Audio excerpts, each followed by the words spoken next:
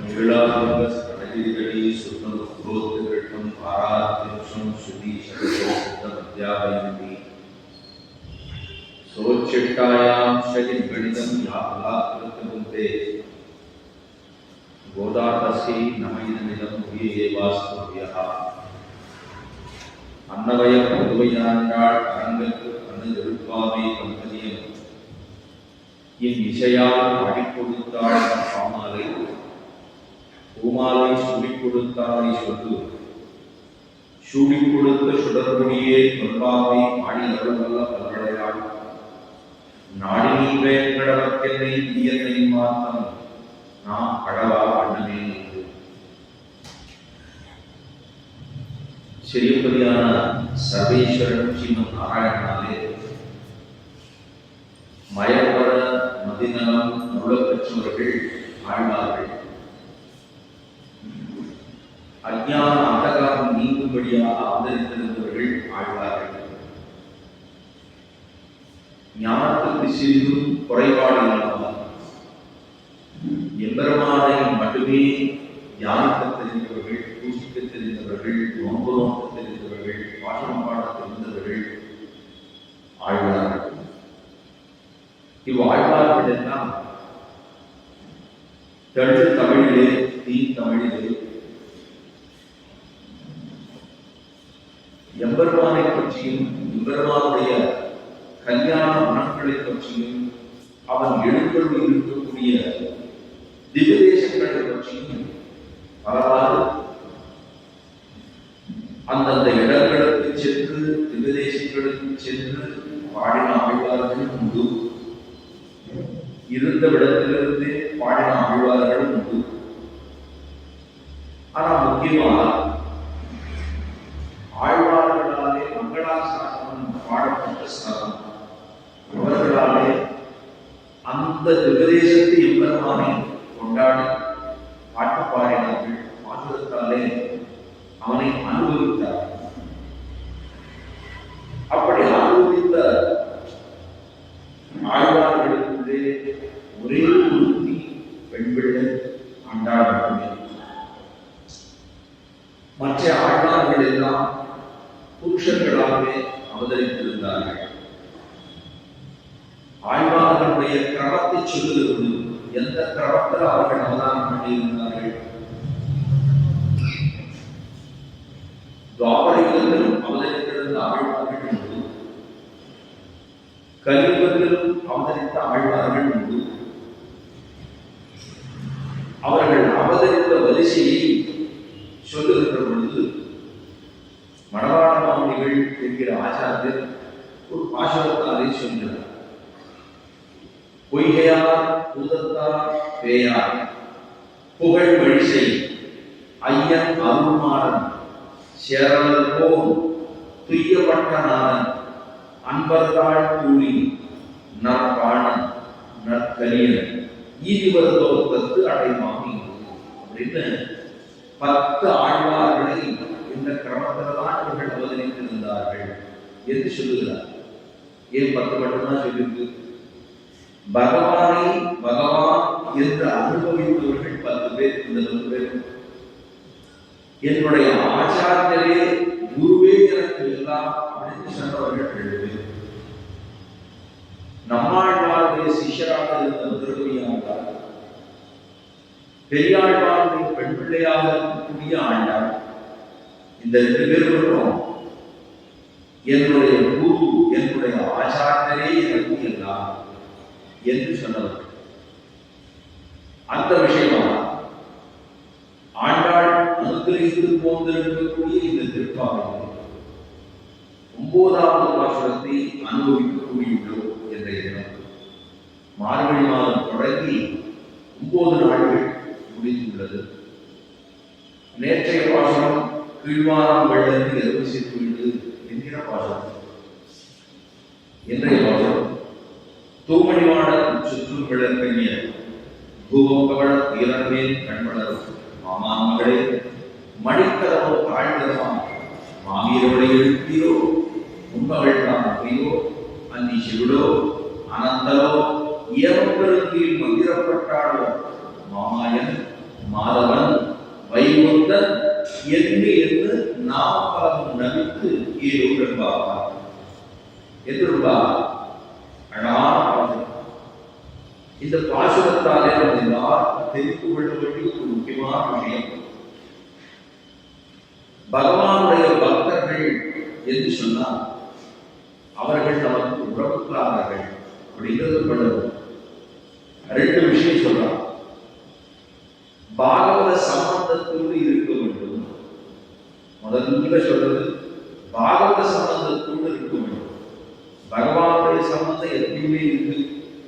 பெருமாளுக்கு நமக்கு இருக்கக்கூடிய சம்பந்தம் அத்தனை உயர்ந்ததான சம்பந்தம்.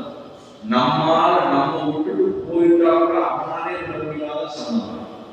பகவானுக்கு நம்மை பற்றி கொள்ள வேண்டும் ஆசையிலே தான் நாம் அவனை பற்றுகிறோம் அப்படின்னு சொல்வது இருக்கில்லை. அவன் தான் நம்மை பற்றி கொள்ளுகிறான் அப்படிங்கிறது தான் எதிரி. உதாரணமாக சொன்னேன், ஒரு பூனைக்குட்டி தன்னுடைய குட்டியை பூனையானது தன்னுடைய குட்டியை தன்னுடைய அகவாயிலே வைத்து கடித்துக் கொண்டு மற்றவர்களுக்கு பேசுகிறது. அதுபோல நம்ம எல்லாரையும் பெருமான் ரட்சித்துக் கொடுக்கிறான்னு சொன்னா அவருடைய முயற்சியாக இது நடக்கிறதே தவிர நம்முடைய முயற்சி அப்படின்னு சொல்லுவது முடியாது. இப்போ பாகவத சம்பந்தத்தை எடுத்துக் கொள்ள வேண்டும் அப்படிங்கிறது தான் இந்த பாசுரத்தாலே சொல்லுகிறார். இதுக்கு ஒரு முக்கியமான ஒரு இந்த ஆண்டாளுடைய சரித்திரத்தை கொண்டு ஒரு விஷயத்தை அனுசரிக்க வேண்டும். அதுக்கப்புறம் திருப்பாவை ஜீயர் அப்படின்னு சொல்லப்படுகிறார் ராமானுஜர். ராமானுஜருக்கு என்ன தெரியுமா பேரு? அவருக்கு திருப்பாவை ஜீயர் அப்படின்னு பேர். ராமானுஜர் வாழ்ந்த பொழுது திருவீதிகளிலே வளர்ப்பதற்கு பொழுது அவர் பிக்ஷை எடுக்கிற பொழுது திருப்பாவையை சொல்லிட்டே தான் வருவார். வேற எதுவும் வேதங்களோ உபநிஷத்துக்களோ சொல்ல மாட்டார். திருப்பாவை பாசனத்தை சொல்லிட்டே தான் ஸ்ரீரங்கத்தினுடைய திருவீதிகளிலே வளர்ந்துள்ளார் சுவாமி ராமானுஜர். அவர் வந்து திருப்பாவையை சேவிச்சுட்டே வருவார். அதுக்கப்புறம் அந்த பிக்ஷை அதை எடுத்துக்கொண்டு என்ன பண்ணுவார்? அந்த பிரசாதத்தை எடுத்துக்கொண்டு நேர காவேரி போய் அந்த துணியில வாங்கி வருவார். அதை கொண்டு போய் காவேரியில் போய் நல்லா முட்டுவார். அந்த ஜலத்தில் முக்கிட்டு அதுக்கப்புறம் எல்லாரும் சாதம் போட்டு அதுக்கப்புறம் சாத்விகமாக இருக்கக்கூடிய அன்னத்தை தான் தான் அமுது செய்வார். ஒரு நாளைக்கு ஒரே வேலை தான். சன்னியாசிகள் அப்படின்னு சொன்னா ஒரே வேலை மத்தியானம் 2 மணியோ 3 மணி ஆகும். அதோடு ஒரு வேலை. அதுக்கப்புறம் வேற ஆகாரம் என்பது ஒரு நாளும் கிடையாது. அதுக்குதான் அந்த பிட்சையை எடுத்துக் கொள்வது சத்தமான அன்னத்தை சுவாமி இருக்கக்கூடிய சாரமோ அசாரமோ எல்லாத்தையும் எடுத்துட்டு வெறும் அந்த பிரசாதத்தை மட்டும்தான் தான் முந்துவார். அதுவும் ஒரே வேலை செய்வார். இது என்ன பண்ணுவார்னா திருவீதிகளில் திருப்பாவையை செய்து வந்து அப்படி இருந்து வாழ்ந்து போனவர் சுவாமி பெருமானா தான் வயதான காலத்தில் கூட 120 திருநட்சத்திரங்கள் சுவாமி பெருமானார் வாழ்ந்திருந்தார். 120 வயசு வாழ்ந்தார். அந்த 120 வயசுல அவர் தள்ளாத வயசுல கூட காவேரி கரைக்கு சென்று சந்தியாவந்தனத்தில் இருக்கக்கூடிய அறிஞர்களை விட்டுவிட்டுத்தான் செல்வார். முடியலேன்னு சொல்லிட்டு விட்டுவிட்டார். ஆந்தனையும் நாம் நம்முடைய என்ன நம்ம அனாசிரம தர்மத்துக்குள்ளான என்னென்ன கடமைகளோ அதை நம்ம செய்யத்தான் அவசியமாக செய்ய வேண்டும். இந்த எம்பெருமானார் வாழ்ந்தபோது அவருடைய சிஷ்யர் புறத்தாழ்வான் இருந்தார், முதலியாண்டான் இருந்தார். 2 பேர் இருந்தார். இவா 2 பேருக்கு ரொம்ப முக்கியமான பிரதான சிஷ்யர்கள். புறத்தாழ்வான் திருவரங்கத்துக்கு போனோம்னா முதல்ல ரெங்காரங்காரமா கோபுரம், அந்த கோபுரம் முடிஞ்சவுடனே முதல் சந்தி வலதுகையிலே புறத்தாழ்வானுடைய சந்தி உண்டு. புறத்தாழ்வான் என்பவர் பூரங்கிற திவ்யக்ஷேத்திரத்திலே வாழ்ந்தார். காஞ்சிபுரத்துக்கு அருகிலே பூரங்கிற ஒரு திவ்யக்ஷேத்திரத்திலே வாழ்ந்தார். அவர் ராமானுஜருடைய திருவடிகளே எல்லாம் எனக்கு என்று சொல்லி அங்கிருந்து தன்னுடைய சொத்து பூர்வம் கோவில் பெருமாள் எழுதிச்சுட்டார். பெரிய தர்மா நிச்சயமே அவருடைய திருமாளிகள் வீட்டிலே ததியாதாரம் அன்னதானம் பண்ணிக்கொண்டே இருப்பார். அப்படி இருந்தவர் எல்லாவற்றையும் விட்டு ஊற விட்டுட்டு எல்லா தனங்கள் சொத்துக்கள் எல்லாத்தையும் பெருமாளிலே எழுதி வச்சுட்டு அங்கிருந்து வந்த போது நன்றாக எங்கே போயிட்டு அவருடைய தர்மத்தை சொன்னா கொஞ்சம் நீங்க தண்ணி ஒரு சந்திரத்தை தண்ணிக்கு அன்றாட போகலாமே அப்படின்னு சொல்லிருக்கா அண்ணாடாமையா. அப்பா அவர் சொன்னார், மடியில ஏதாவது கனம் வச்சிருக்கியா, அப்பதானே வழியில் வைகோம் ஏதாவது வச்சிருக்கியா கேட்டபோது, ஆமா நீங்க சாப்பிடுறது தங்கத்தட்டு சாப்பிட்டு போயிருக்கோ, எப்பா பணக்காரா இருக்கிறது ஒரு பிறகு கூட்டாதான் தங்க சட்டு சாப்பிட்டு போயிருக்கோ, அந்த தங்க தட்டை மாத்திரம் எடுத்துருந்தேன், இடுப்புல வச்சிருக்கேன். அப்படியா அப்படின்னா அதை கொடுத்து அப்படின்னா கொடுத்த உடனே அதை வாங்கிட்டார். வாங்கி வயது எடுத்து தெரிஞ்சுட்டார். எனக்கு இது இதெல்லாம் வாடா இது வாடான்னு சொல்லிட்டுதான் ராமாவதத்தில் போய் விடணும்னு நினைச்சிருக்கேன். அதனால அந்த தங்கத்தட்டை விட்டு எரிஞ்சவர் எல்லாவற்றையும் திறந்தோம். இது வந்து சாப்பாடு வேணுமா அப்படி இருக்கு வாண்டான்னு எல்லாவற்றையும் திறந்து சுவாமி பெருமாளுடைய திருப்பதிகளே வந்து தஞ்சத்து வந்தவர் கொடுத்தாங்க. முதலியாண்டா சுவாமி பெருமாளுடைய மருமக பிள்ளை தன்னுடைய தாக்கியுடைய அக்கா தங்க அவரோட ஒரு பிள்ளை முதலியாண்டா என்று இவா ரெண்டு பேரும் சுவாமி பெருமாள் ரொம்ப முக்கியம். ஏன் தெரியுமா? எத்தனை சொன்னா அவர்களுக்கு தண்டம் போடணும். ஒரு தண்டம் குச்சி வச்சு போடணும், தண்டம் போடணும். அதுக்கப்புறம் பவித்திரம் இருக்க வேண்டும். கைகளிலே பவித்திரம், தன்னுடைய பவித்திரம் இருக்க, அந்த பவித்திரம் இருக்க வேண்டும். தண்டம் பவித்திரம் ஒரு சன்னியாசிக்கு முக்கியம். அதாவது சீவிட்டுள்ள சன்னியாசிகளை பற்றி சொல்றேன். இவர்களுக்கு தண்ட பவித்திரங்கள் அப்படின்னு பேர் அது ரொம்ப முக்கியம்.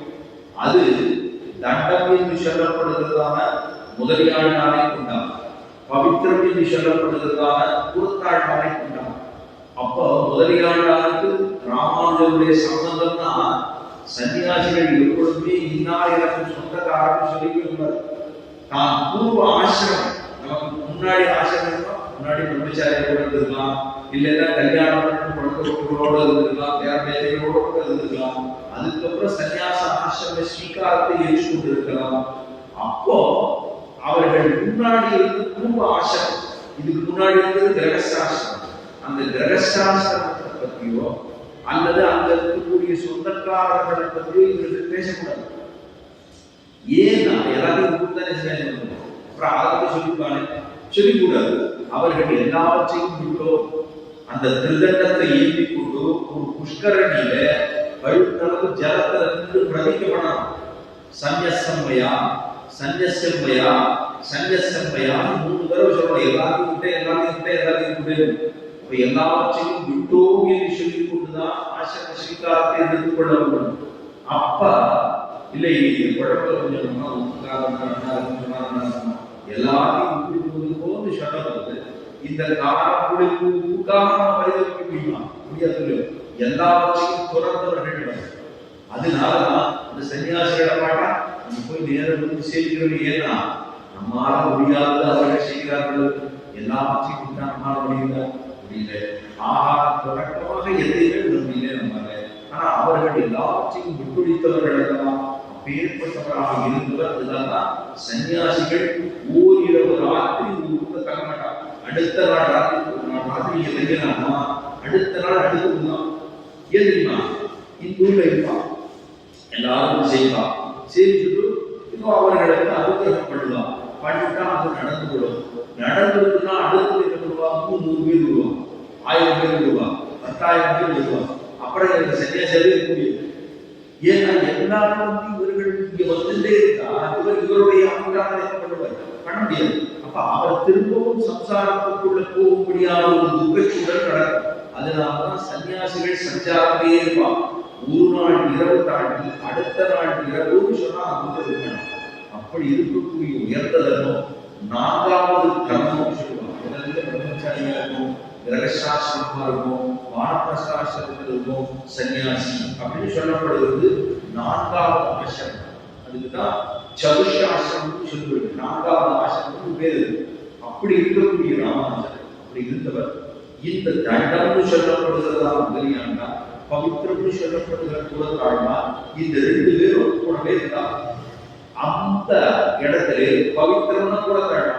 அப்ப குலத்தாழ்வா அடிக்கடி சொல்லுவான், எனக்கு ராமானுஜரோட சம்பந்தம் சிஷ்யங்கிற சம்பந்தம் மட்டும்தான்.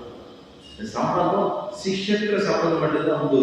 ஆனா அவருக்கும் நமக்கும் தேக சம்பந்தம் இருக்கவே இல்லை. ஏன்னா எங்கேயோ பிறந்தவர், குலத்துல பிறந்தவர். அவனுக்கு ராமானுஜனுக்கு தேக சம்பந்தம் இல்லை. தேக சம்பந்தம்னா பிள்ளையா இருக்கலாம், அப்பாவா இருக்கலாம், அண்ணாவா இருக்கலாம், அம்மாவா இருக்கலாம், என்னவோ இருக்கலாம்.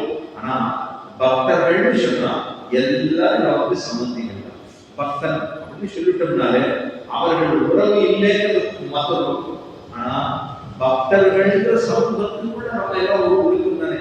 அப்ப அந்த சம்பந்தம் பொழுது கொடுத்தாழ்வா ஆசிரியர் என்னதான் முதலியாளர் சொல்லுவான், நமக்கு சரீர சம்பந்தம் ராமானுஜரோடு உண்டு, அங்கேயுடைய பிள்ளையா, அதனால அந்த சம்பந்தம் உண்டு. அந்த சம்பந்தம் வாக்கிலேயே ஒதுக்கப்படுவா கொடுத்தாழ்வா. எத்தனைதான் இருந்தாலும் சிஷ்யனாக இருந்தாலும் கூட எனக்கு அந்த சம்பந்தம் இல்லையே என்று சொல்லுவா கொடுத்தாழ்வா. இப்ப அடுத்தது ஆண்டாளுடைய விஷயம். இந்த வாழிநாமத்தை பார்க்கும் பொழுது இந்த பாஷத்துக்கு ரொம்ப தொடர்பு. அதுக்காக இதை சொல்லிட்டு இருக்கேன். ஆண்டாளுடைய அந்த பாஷம் திருவாழிக்குளத்தில் சிறப்பினாள் வாழியே, திருப்பாவின் செப்பினாள் வாழியே, பெரியாழ்வார் கற்றெடுத்த பெண்பிள்ளை வாழியே, பெரும்பூதூர் பெண்ணாள் வாழியே என்று ஒரு சப்தம் இருக்கு. வாழிநாமத்துல பெரும்பூதூர் மாமொழிக்கு பின்னாள் வாழியே. பெரும்பூதூர் மாமியார் ராமானுஜர், ஸ்ரீபெரும்புதூர் அவதரித்தவர் ராமானுஜர். அந்த ராமானுஜருடைய முனி பெரும்பூதூர் மாமுனிக்கு பின்னாள் ஆழ்வார்கள் காலம் முன்னாடி, ஆழ்வார்கள் காலம் முன்னாடி கலி தொடங்கி நம்மாழ்வார் தொடக்கமாக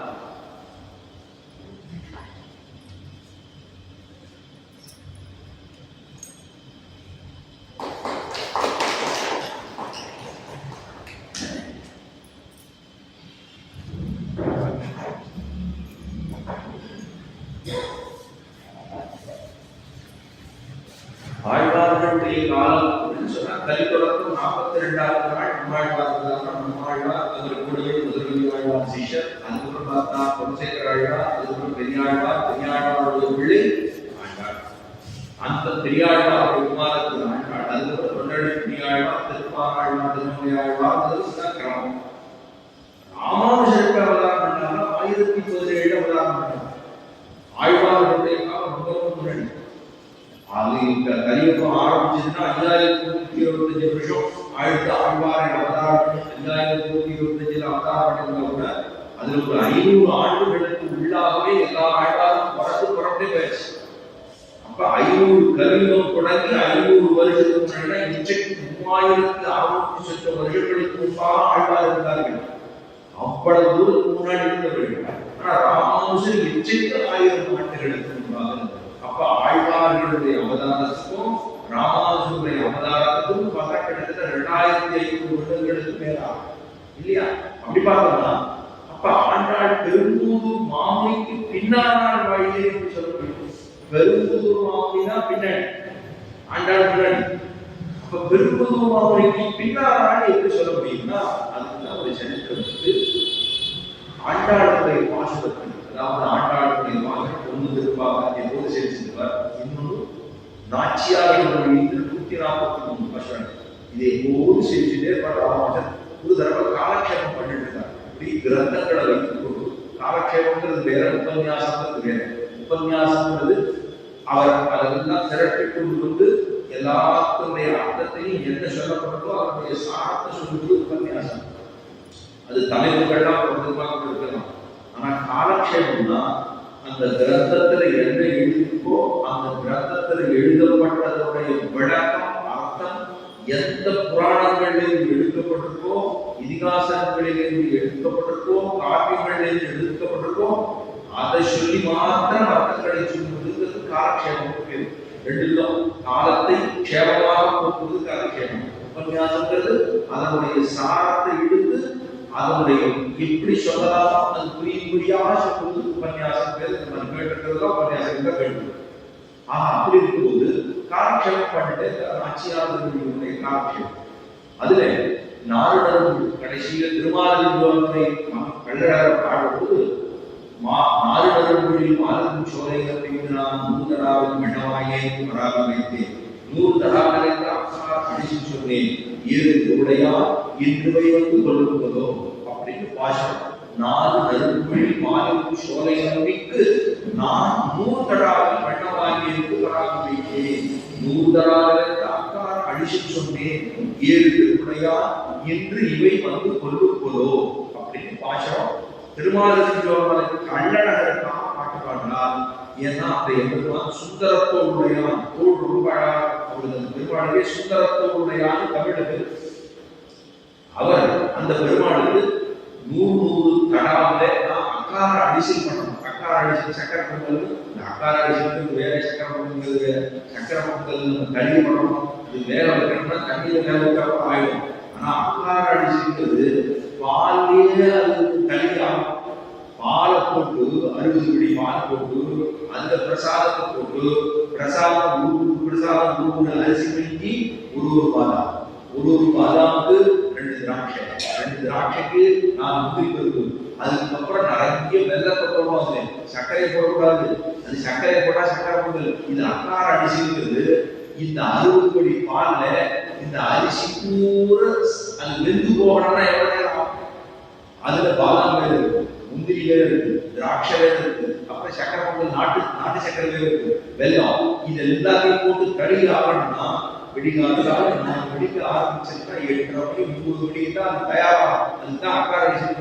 இதெல்லாம் முடிச்ச பிற்பாடு எத்தனை படி நெய் விடணும்னா 4 படி நெய் விடணும். அது விட்டாதான் அது அக்கார அரிசி. சாப்பிட்டோம்னா கையை ஆரம்பினா அடுத்த காக்காத வரைக்கும் அது நெய் இருக்கும். அத்தனை தூரம் அதுக்கு அக்கார அரிசி சக்கரை பொங்கல் வேறு.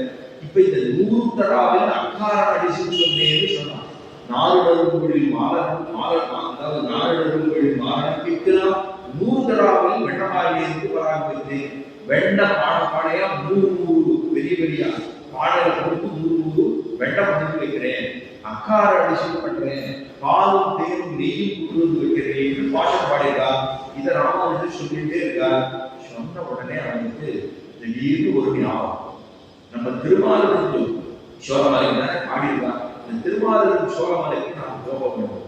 ஆண்டாள் சொன்னது சிறு பிள்ளையாக பாடியிருக்கார். அவன் பண்ணிருப்படா உண்மையா மனதால வாயிலிருந்து பராமரித்தேன், வாயால சொல்லிருக்கேன்னு சொன்ன அதை நேரடியா நம்ம பண்ண மாட்டோமா அப்படின்னு 2500 வருஷத்துக்கு முன்னாடி ஒருத்தி நினைச்சத ராமானுஜன் 2500 வருஷத்துக்கு அப்புறம் வந்து திருமாலிருஞ்சோலை தன்னுடைய சிஷ்யர்களை கூட்டிட்டு போய் அங்கே 100 தடாவிலே வெண்ணையும் பாலும் தயிரும் அக்கார அடிசையும் பண்ணி ஆட்டாளுடைய சன்னிதிக்கு முன்னாடி கொண்டு போய் அந்த பெருமாளுக்கு சுந்தரத்தோடைய நைவேத்தியம் பண்ணி அதுக்கப்புறம் அதை முடிச்சுட்டு அங்கிருந்து நேர சிவிலுக்கு போய் ஆண்டாள் சன்னிதிக்கு போய் அங்க சொல்றார், ஆண்டாளே நீ இதெல்லாம் பண்ணணும்னு ஆசைப்பட்டீரோ, இதெல்லாம் நாம் செய்து முடித்தோம். 4 நடுவுகளில் மாறுபட்டு வைக்கிறான். 1 தடாவில் வெண்ணமாயிலிருந்து பராமரித்தேன், 100 தடாவிற்கு அக்கார அடிசு சொன்னேன், எருதருடையாவே நான் பண்றேன், நீ சாப்பிடையா அப்படின்னு திருமாலிருஞ்சோலை கண்டழகற்காக ஆண்டாள் பிரார்த்தித்தாலே பாசுரத்தாலே அதை நாம் இன்று செய்தோம், உங்களுடைய அனுகிரகத்தாலே பண்ணினோம்னு சொல்லி அங்கேயும் இந்த அக்கார அடிசு சமர்ப்பித்து ஆண்டாள் செலுத்தாராம். ஆண்டாள் மூலஸ்தானத்திலிருந்து 2 அடி வெளியே எடுத்து வைத்து வந்து நீர் நமக்கு அண்ணராவி, ஏன்னா அண்ணன் தான் ஒரு தங்கையினுடைய பிரதிகையை நிறைவேற்றி வைப்பாங்க. அதனால நாம் நினைத்ததை நீர் செய்து முடித்தபடியினாலே நீர் நமக்கு அண்ணராவி, கோயில் அண்ணன் அப்படின்னு ராமானுஜர் கொடுத்துக்கலாம். கோவில் அண்ணன் இதெல்லாம் நம்ம கேட்டு பார்த்தோம்னா இவ்வளவு வருஷத்துக்கு இவ்வளவுதான் தெரியாதே போகும். அப்ப எதுக்கு அவரை பெரும்பூதூர் மாமுனிக்கு பின்னானால் வாழியேன்னு சொல்லணும்னா பெரும்பூதூர் மாமுனிவர் ஆண்டாளுக்கு அண்ணன் அப்படிங்கிற கிரமம் எதுனால இந்த பிரசாத அக்கார அடிச்சு திருமாலிருஞ்சோலை கண்டெடுக்கிறது போய் பண்ணி வச்சு அதுக்கப்புறம் ஆண்டாளிடத்துல போய் அங்கு போய் சேவிச்சு அவர் தன்னுடைய மூலஸ்தானத்திலிருந்து 2 அடி வெளியே எடுத்து வைத்து நாம் நினைத்ததை நீர் செய்து முடித்தீரா, நமக்காக இதை செய்கிறா, ஒரு தங்கைக்காக ஒரு அண்ணனோ இந்த காரியங்களை செய்ய முடியும், இதை நீர் நமக்கு செய்து கொடுத்தபடினாலே இன்றிலிருந்து நீர் நமக்கு அண்ணர் அப்படிங்கிற முறைப்படுவி அப்படின்னு சொல்லிட்டான். அப்ப ராமானுஜரை புறத்தாழ்னா சரீர சம்பந்தம் இருக்க வேண்டும் என்று ஆசைப்பட்டார். அதே போல ஆண்டாளும் தான் ராமானுஜரை அண்ணனாக பாவித்துக் கொண்டார். இப்படின்னா இது என்ன தெரியுதுன்னா பாகவத சம்பந்தம் என்பது ஒரு வீட்டுல குழந்தைகளுக்கு நான் அண்ணா தம்பி அக்கா தம்பி மாமா எல்லா உறவுகளும் ஏற்பதுதான். ஆனா அவர்கள் பரம பாகவதர்களாக இருந்து விட்டார்கள் என்று சொன்னால் பாகவதா இருக்கான், பக்தியோடு இருக்கான்னு சொன்னா அவன் மேல நமக்கு தனி ஈடுபாடு இருந்தது, அது இருக்க வேண்டும் அப்படிங்கிறத சொல்றதுதான் பிறந்தது என்னவோ ஸ்ரீவில்லிபுத்தூர். ஆனா யாரையும் எங்கேயோ இருக்கக்கூடிய பிருந்தாவனம் கோகுலத்துல ஆய்ப்பாடியில் இருக்கக்கூடிய ஒருத்தரை நமக்கு மாமான் மகள் அப்படிங்கிற அனுபவத்தை கொள்ளுகிறாள்னா அப்ப அவளுக்கு எத்தனை தூரம் இந்த ஆத்ம பந்துன்னு பேரு. சரீர சம்பந்தத்தோட இருந்தா அது தேக பந்துக்கள் அப்படின்னு பேரு. சரீர சம்பந்தம் இப்ப பேர் சொல்ற சம்பந்தங்கள் எல்லாமே அதுக்கெல்லாம் என்ன பந்துக்கள்னு சொல்லுவாங்கன்னா ஆபாச பந்துக்கள்னு சொல்லுவாங்க. ஆபாசம்னா அவர்களோட ரொம்ப உறவெல்லாம் இருக்காது, இருந்துட்டே இருக்கும். திடீர்னு ஏதாவது குறைச்சல் வந்துடும், ஏதாவது சண்டை வந்துடும், பூசி வந்துடும், ஒண்ணுமே இருக்காது, காரணமே இருக்காது, சண்டை வந்துடும். இப்ப அவர்கள்னா சம்சாரத்திலே நம்மை தள்ளுவதற்காக இருக்கக்கூடியவர்கள் இந்த பந்துக்கள்லாம். இதெல்லாம் தேக பந்துக்கள்லாம் சம்சாரத்தை நம்மளை போட்டு அழுது. இதுக்காக தான் சன்னியாசிகள் இதை உட்படுறான். ஏன்னா இங்க இருந்த அக்கபக்கங்களை நம்மளை பக்தி பண்ண மாட்டேங்கிறான். அப்படி இருந்து அக்கப்பொங்க இது ப்ரொஃபஷன் இதெல்லாம் வந்து சண்டையெல்லாம் வந்துருந்தோம். இதெல்லாம் மாட்டாமதான் சன்னியாசிகள் எல்லாம் பகவான் மேலே பகவானுடைய திருப்படிகளிலே இருக்கக்கூடிய அந்த பக்தி பெருவெள்ளத்தாலே தான் இந்த சம்சாரத்தை குறைத்து இந்த மண்டலத்தில் இருந்து துறந்து தான் ஆசிரம ஸ்ரீகாரத்தை எடுத்துக் கொள்கிறார்கள் சன்னியாசிகள் பார்க்கிறோம். அப்படி ஒரு சம்பந்தத்தை எதிர்பார்த்து பாடின பாசுரம் தான் அந்த எம்பெருமானுக்கு இருக்கக்கூடிய மேன்மையை சொல்லும்படியாகும், அவருக்கு இருக்கக்கூடிய நீர்மையை சொல்லும்படியாகும், அவனுக்கு இருக்கக்கூடிய சிவப்பதிப்பத்தை சொல்லும்படியாக இருக்கக்கூடிய பாசுரம் தான் இன்றைய பாசுரம்.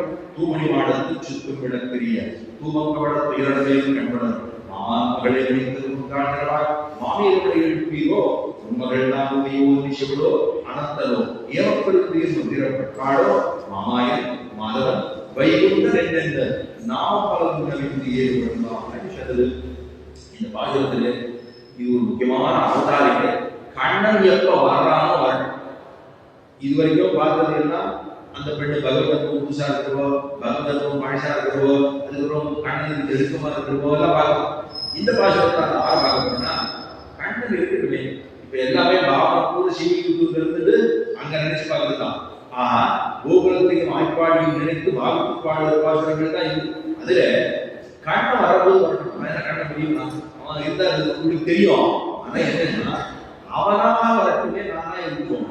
இந்த பெண் பிள்ளைகள் அவளுக்கு இருக்கக்கூடிய தனித்தன்மை அவனா வரட்டும், நம்ம எனக்கு அவன் வரட்டமே அப்படின்னு வாழாக நடக்கக்கூடிய ஒரு பெண் பிள்ளை தான் இந்த பெண் பிள்ளை. இந்த மாமான் மகனுக்கால அவன் வருவது நம்மளா போக மாட்டான் அப்படின்னு சொல்லியிருக்கான். இது எதை போல இருக்கிறது ஒரு திட்டான்னு சொல்றான். இக்கரையிலிருந்து சீதா பிராட்டி அசோகாவுக்கு போயிருக்காங்க. அங்க இருந்தது போது இது எல்லாருமா இப்போ 10 மாசம் ஆயிடுச்சு, கிட்டத்தட்ட 10 மாசம் ஆயிடுச்சு. சீதா பிராட்டி அசோகவனத்துல ரங்கப்பட்டில இருக்கா. அப்போ அனுமான் கிளச்சி போனா போய் தேடுனா கண்டுபிடிச்சா அந்த மரத்துக்கு கீழே போனா கண்டுபிடிச்சா வெளியே சொல்லி விடுறாங்க. இந்த ஒரு இடத்துல இருக்கா தெரிஞ்சு இப்ப அனுமான் சொல்றாரு, சீதா பிராட்டி தேவை என்ன பண்ணணும், அடியோட நான் தோல்ல வச்சு கூட்டு போயிட்டேன், என் தோல்ல வச்சு நான் இங்கே கூட்டு போறேன், சக்தி நிறைய வாய் பகவான் நான் இருந்து போடுறேன் அப்படின்னா வாண்டாங்க. இல்ல மாட்டேன், அதெல்லாம் மாட்டேன் பதிலே சொல்லல.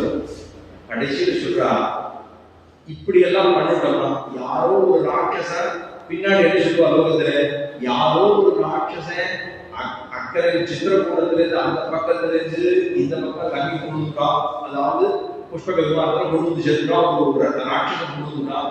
அதுக்கப்புறம் ஒரு குரங்கு இங்க இருந்து அக்கறை கொண்டு போய் ராமன் சேர்த்துக்கணும் அப்படி சொல்லுவாடா இல்லையா? நாளைக்கு மக்கள் என்ன சொல்லுவா, அக்கறையிலேருந்து ஒரு ராட்சசன் இந்த பக்கம் கொண்டு வந்துட்டான் தங்கைக்கு, இக்கரையிலேருந்து ஒரு குரங்கு கொண்டு போய் அங்க விடுதோ. இப்ப ராமன் என்ன பண்ணிட்டு இருந்தார் கேவலம் ராமாயணத்துல இன்னைக்குமே ஒரு அண்ணாத்தான் சொன்ன கதை தான் சொல்லிருக்கோம். அவர் அங்க போய் இருந்தாலே என்னாச்சு ஏதாச்சுன்னு சொல்லி அக்னி பிரவேச படம் வந்து இத்தனை கதையும் நம்ம படிக்கிறோம். அது சொல்றதால இதுவும் ஆயிடும். அதனால அதாவது சீதா பிராட்டி சொன்னா ராமன் தான் வர வேண்டும், அவன் வந்துதான் என்னை கூட்டி செல்ல வேண்டும். ஏன் எனக்கே சக்தி இல்லையா? அவன் கூட்டு வந்ததுல நான் அவன் முடிச்சுட்டு நான் போக முடியாதா? நான் மகாலட்சுமியுடைய அவதாரம், அப்படி இருக்கிற போது நானே போயிருக்கலாமே, அவனை முடித்து விட்டு நான் புறப்பட்டு சென்று இருக்கலாம். ஆனா அது நான் பண்ணலையே. ஏன் எதுக்காக இருக்கேன்? ராமன் வர வேண்டும், அவன் இங்க இருக்கக்கூடிய நக்கல இருக்கக்கூடிய எதிரிகளை அழிக்க வேண்டும், தன்னுடைய அம்புகளாலே துடைக்க வேண்டும், அவன் விஜயராகவனாக இருக்க வேண்டும். அப்பொழுது அவன் என்னிடத்திலே வந்து என்னை கைத்தர பற்றிக் கொண்டு திரும்பவும் இங்கிருந்து அக்கறைக்கு கூட்டி செல்ல வேண்டுமே தவிர நான் ஒரு காரியத்தை பண்ண மாட்டேன் அப்படின்னு சீதா பிராட்டி விளக்க சொல்றா. இதெல்லாம் சுந்தரகாண்டத்தில் ஷரைஸ்து சங்குலாம் கிருத்வா லங்கா பரபலாத்தனா மாம்னயேத்யதி காகுஸ்தஹ தத்தஸ்ய சதசம் பவேத். சுந்தரகாண்டத்தில் ஒரு ஸ்லோகம். ஷரைஸ்து சங்குலாம் கிருத்வா, சரம்னா வில்லிலிருந்து விடப்பட்டதான அம்புகள், இதுதான் சரம்னு பேர். சரம் துளைத்தது அப்படின்னா சாயந்தர வேலை பார்த்தோம்னா அந்த பேப்பர்லாம் போட்டு வச்சிருப்பான். சரம் துளைத்தது, சரமாரியாக பேசினார், குழிந்தார் அப்படின்லாம் நிறைய வாக்கியங்கள்லாம் இப்படி கவர்ச்சிகரமான வாக்கியங்கள்லாம் போடுவாங்க. அதை பார்த்தோம்னா நம்ம அந்த சீக்கால வாங்கி படிக்க ஆரம்பிச்சிருக்கோம். பக்கத்துல அந்த ஆரம்பிச்சு அந்த நுனியில ஆரம்பிச்சு இந்த நுனி வரைக்கும் படிச்சு முடிச்சிருவோம். இதெல்லாம் சரம் அப்படின்னு சொன்னா இந்த சரம் கொண்டு தான் ஷரைஸ்து சங்குலாம் கிருத்வா, பெருமாள் தன்னுடைய அவனுக்கு என்ன இருந்தது, ராமன்னு சொன்னாலே அவனுக்கு வில் இல்லாம கோதண்டராமன், கோதண்டம் அப்படின்னு சொல்லுவது. கோதண்டம் என்று சொல்லப்படுகிற வில்லு கொண்டு அவன் எல்லாவற்றையும் ஜெயித்தபடியினாலே அவனுக்கு என்ன பேரு, விஜயராகவன் அப்படின்னு பேர் வச்சுக்கவே. விஜயம் ராவணன் முடித்து நான் அவன் ஜெயித்து கொண்டு ஜெயத்தை கொண்டு வந்தபடினாலே விஜயராகவன் அப்படிங்கிற திருநாமம் இல்லையோ. அவன் ஷரைஸ்து சங்குலாம் கிருத்வா, இந்த தன்னுடைய வில்லு கொண்டு தான் அம்புகளை எரிந்து எதிர்களை எல்லாம் வீழ்த்த வேண்டும். ஷரைஸ்து சங்குலாம் கிருத்வா லங்கா பலபராத்தனா, லங்கையை முடிக்க வேண்டும், எதிர்களை எல்லாம் வீழ்த்த வேண்டும். அதுக்கப்புறம் மாம்னயேத்யதி காகுஸ்தஹ, காகுஸ்தன் அப்படின்னு ராமனுக்கு ஒரு திருநாமம் தெரியுமா, ககுஸ்தம் அப்படிங்கிற அந்த பேர் அவனுக்கு கிடைச்சது. இந்த இடத்துல ஒரு நாள் சண்டை போட்டு அவனுக்கு ஜெயித்து கொடுக்கிற ஒரு பெரிய ஒரு காலமாக கொடுத்துட்டான். இந்த இடத்துல திகில் இருக்கும், அந்த திகிலுக்கு என்ன பேருன்னா ககுஸ்தம்னு பேர். சம்ஸ்கிருத ககுஸ்தம், திகில் தமிழ்ல சொல்றோம், இந்த இடத்துல ககுஸ்தம் பேர். அதை பிடித்து அந்த ரிஷபத்தை ஜெயித்தபடினாலே அவனுக்கு காகுஸ்தன் பேர். காகுத்தா கடியோவேன்னு ஆழ்வாக தமிழ் பாசனங்களே பாசனம் குலசேகர ஆழ்வாருடைய பாசனம் காகுத்தன் அப்படின்னு தமிழ் சொல்லுவோம், காகுஸ்தன் அப்படின்னு சம்ஸ்கிருதத்தில் சொல்லுவோம். ஆனா அதை பிடித்து மாம்னயேத்யதி காகுஸ்தஹ தத் தஸ்ய சத்ரிஷம் பவேத், நான் வாளாக இருப்பேன், நான் ஒரு காரியத்தை பண்ண மாட்டேன், நான் இங்கதான் இருப்பேன் அப்படின்னு சீதா பிராட்டி எப்படி அசோகவனத்திலே இருந்து கொண்டு ராமன் இங்கு வர வேண்டும், அவன் இந்த லோகத்தை ஜெயிக்க வேண்டும், தன்னுடைய அம்புகளாக எதிர்களை வீழ்த்த வேண்டும், வீழ்த்தினருக்கு ஜெயம் ஏற்படும், அந்த ஜெயத்தோடு விஜயராகவனாக என்னை கூட்டிக் கொண்டு செல்ல வேண்டும் திரும்ப அயோத்திக்கு அப்படின்னு சொன்னாலும். அது மாதிரி இந்த பெண்பிள்ளை இருக்கான். அது இந்த பெண்பிள்ளை நாயகத்திற்காவது மாமான் மகள் சொல்லக்கூடிய இவள் கிருஷ்ணன் வரட்டும், நாயகெல்லாம் முன்னாடி போக வேண்டும், அவன் வருவது வரட்டும். இப்ப வெளியில இருக்கிறோம், வீட்டிலிருந்து கூப்பிட வராங்க, கூப்பிட போற வெளியில இருக்கிறோமா இளைய பெருமாளை போவேன்னு சொன்னான் லக்ஷ்மணன். ஏன்னா 14 வருடம் காட்டில் இருக்கிற போது ராமன் சீதையும் உள்ளு கொடுத்துருப்பா, லக்ஷ்மணன் தான் இன்னும் வாழுமா, சுத்திட்டே இருப்பான். ராமனுக்கு லக்ஷ்மணனுக்கு ஏதாவது நடந்துட்டா இருக்கிறது காவல் வாக்கு கொண்டிருப்பான். அந்த மாதிரி வெளியில் இருக்கக்கூடியவா இளைய பெருமாளை போலேயும் முமுட்சுக்களை போலேயும் சொல்றான். முமுட்சுக்கள் மோட்சத்துல ஆசிரியோ அவர்களுக்கு முமுட்சுக்கள். நம்ம எல்லாம் இன்னைக்கு பகவானை இந்த ஜென்மா முடிஞ்ச பிற்பாடு பெருமானுடைய திருவிழிகளை போய் சேர வேண்டும்ங்கிற ஆசை தான் எல்லாருக்கும் இருக்கு. அதுக்காக இந்த நல்ல விஷயங்கள் சத் விஷயங்கள் எல்லாம் கேட்கறோம். இதுக்காக இங்கேயே வாழ்ந்து சொஸ்தமா இருக்க முடியாது, நம்ம நினைச்சிருந்தோம்னா அதுவும் தவிர. ஆனா இங்கே இருக்க முடியாது, இருந்த பிற்பாடு எங்க போய் சேரும், ஒரு டெஸ்டினேஷன் இருக்கணும், ஏதோ ஒரு இடத்துல ஸ்டார்ட் பண்ணணும், ஏதோ ஒரு முடியுமா. நதிகள் எல்லாம் புறப்பட்டு சாகரத்தை சென்று விட்டுமா போல நாமெல்லாம் பிறந்தோம்னு சொன்னா திரும்ப போய் சேர்வது எம்பெருமான் திருவிழி. அவர் என்ன சொல்லுவோம், இறைவன் அடி எய்தினான் அப்படின்னு சொல்றான். அந்த போதே இறைவன் அடி எய்தினான் அப்படின்னு சொல்றோம். அப்ப இறைவனை போய் சேர்ந்தான்னு சொல்றாரு, இறைவன் அடி எய்தினான்னு சொல்றோம். அவருடைய திருவடிகள்ல தான் போய் சேர வேண்டிய அவருக்கு நிஜமான தொண்டுகளை பெறுவதற்கு அங்கு போய் சேர்கிறோம் அப்படிங்கிறது. அதனாலதான் முமுட்சுக்களாக இருக்கக்கூடியவர்களாகவும் இளையபெருமாளை போல இருக்கக்கூடியவர்களாகவும் வெளியில் இருக்கிறார்களாம். உள்ளுக்குள்ள இருக்கிறவ இவை எப்படின்னா முக்தரை போலே, முக்தர்கள்லாம் மேல இருக்கணும், மேல இருக்கிறவங்க இவன் உள்ளுக்குள்ள அந்த மாதிரி சத்தமா தூங்கிட்டு அப்படி இருக்கிற ஒரு பெண்பிள்ளைகள் இருக்குதுதான். இப்ப அந்த வீட்டில் இருக்கக்கூடிய அழகு வர்ணனைகள்லாம் பண்றான். தூமணி மாடத்து சுத்தும் விளக்கிய நன்னா மணி மாடல், தூமணி அப்படின்னா தூய்மையான மணிகள், நன்னா மாணிக்கங்கள், மகரந்தங்கள் இதெல்லாம் வச்சு குப்பி குப்பியா பண்ணி அழகழகா பண்ணி மாட மாளிகைகள் எல்லாம் போட்டு அதுல கதவுகள்லாம் அதுல அவ்வளவு அழகா அலங்காரமா பண்ணி தூமணி மாடங்கள்லாம் இருக்கு. தூமணி மாடத்து சுற்றும் விளக்கைய எல்லா பக்கத்திலும் விளக்கை தான் மங்கள தீபங்கள் எரிந்து கொண்டிருக்கிறதா. அதுல தூமணி மாடத்து சுற்றும் விளக்கைய அதுல எதுக்கு விளக்கையின்னா கண்ணன் வந்தாக்க கண்ணனோடு தான் கை கோர்த்து கொண்டு மேலும் கீழும் நடக்க வரும். உள்ளுக்குள்ள நடக்கிறது கூட வெளியில இருக்கிறவா பார்த்தாதான் அவளுக்கு கண்ணன் மட்டும் இங்க வந்துருக்கான், அவர்களோட மட்டும் ஆடிட்டு இருக்கானே அப்படின்னு வெளியில இருக்கிறவாளுக்கு ஒரு குசுகுசு ஒரு மூலியோ அதுக்காக உள்ள இருக்கிறது தெரியுற மாதிரி கண்ணாடி வச்சுக்கலாம். அப்ப என்னன்னா சில பேர் போறோம்னா பொதுவா பண்றது வந்து சில பேர் புதுசா ஏதாவது நகை போட்டு கொடுக்குறான்னு சொல்லுவேன். ஸ்ரீகள் தான் பொதுவா நிறைய நகை போட்டுப்பா, அவ போட்டுட்டு இருக்கான்னு சொல்லுவேன். புதுசா ஒரு வடை வாங்கியிருந்தான், அதை வடை கல் வச்ச வடை. அப்ப என்ன பண்ணுவார் ஆளுகள் பேசிட்டு இருக்கும்போது கையை அரிசி வச்சு காட்டணும் அப்படின்னா அந்த கையை பார்க்கணும் புதுசா போட்டுருக்கேன் அப்படிங்கிறது. இல்லைன்னா ஒரு ஆர்வம் பண்ணா அப்படி இப்படி அலங்காரம் பண்ணா அவளுக்கு கல்வி போகும் பார்த்துட்டா அப்புறம் புதுசா இருக்கேன்னா அது ஒரு பெருமை வாழ். அப்ப இதெல்லாம் பண்ணுவோம் இல்லையோ. இவன் என்ன பண்றா அப்படின்னா இந்த தூமணி மாடத்திலே சுற்றும் விளக்கை எல்லாம் கண்ணாடி எல்லாம் போட்டு அழகா விளக்கெல்லாம் ஏறிச்சு இவன் கண்ணனும் கிருஷ்ணனுத்தானமாக நடந்து கொண்டு அங்கே விளையாடி கொண்டிருக்கிற செய்தியே வெளியிலேருந்து பார்த்தா அவர்களுக்கு தெரியும். அந்த மாதிரி இருக்கான். தூமணி மாடத்து சுற்றும் விளக்கெரிய விளக்கெரியுது. தூபம் கமழ புகையே வரணும், வாசம் மட்டும் பரிமளம் மட்டும் வரணும்.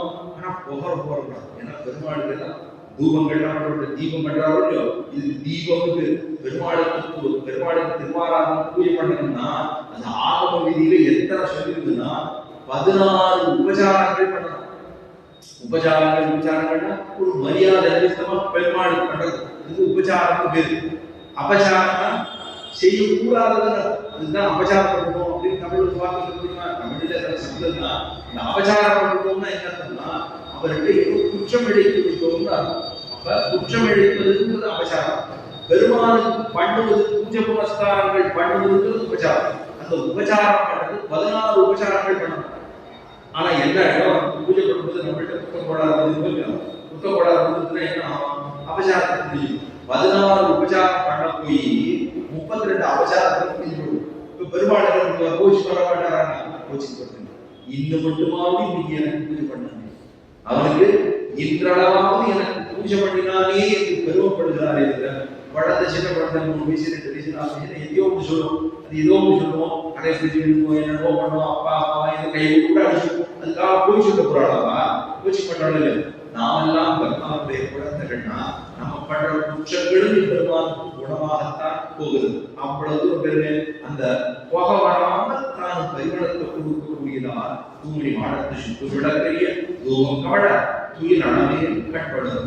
துயில் அணை நல்லா தூங்கி காணும். உதாரணம் சொல்றா, வெளியில சொல்றா, தூங்குறதுக்கு நீதான் ஆனந்தமா தூங்கி.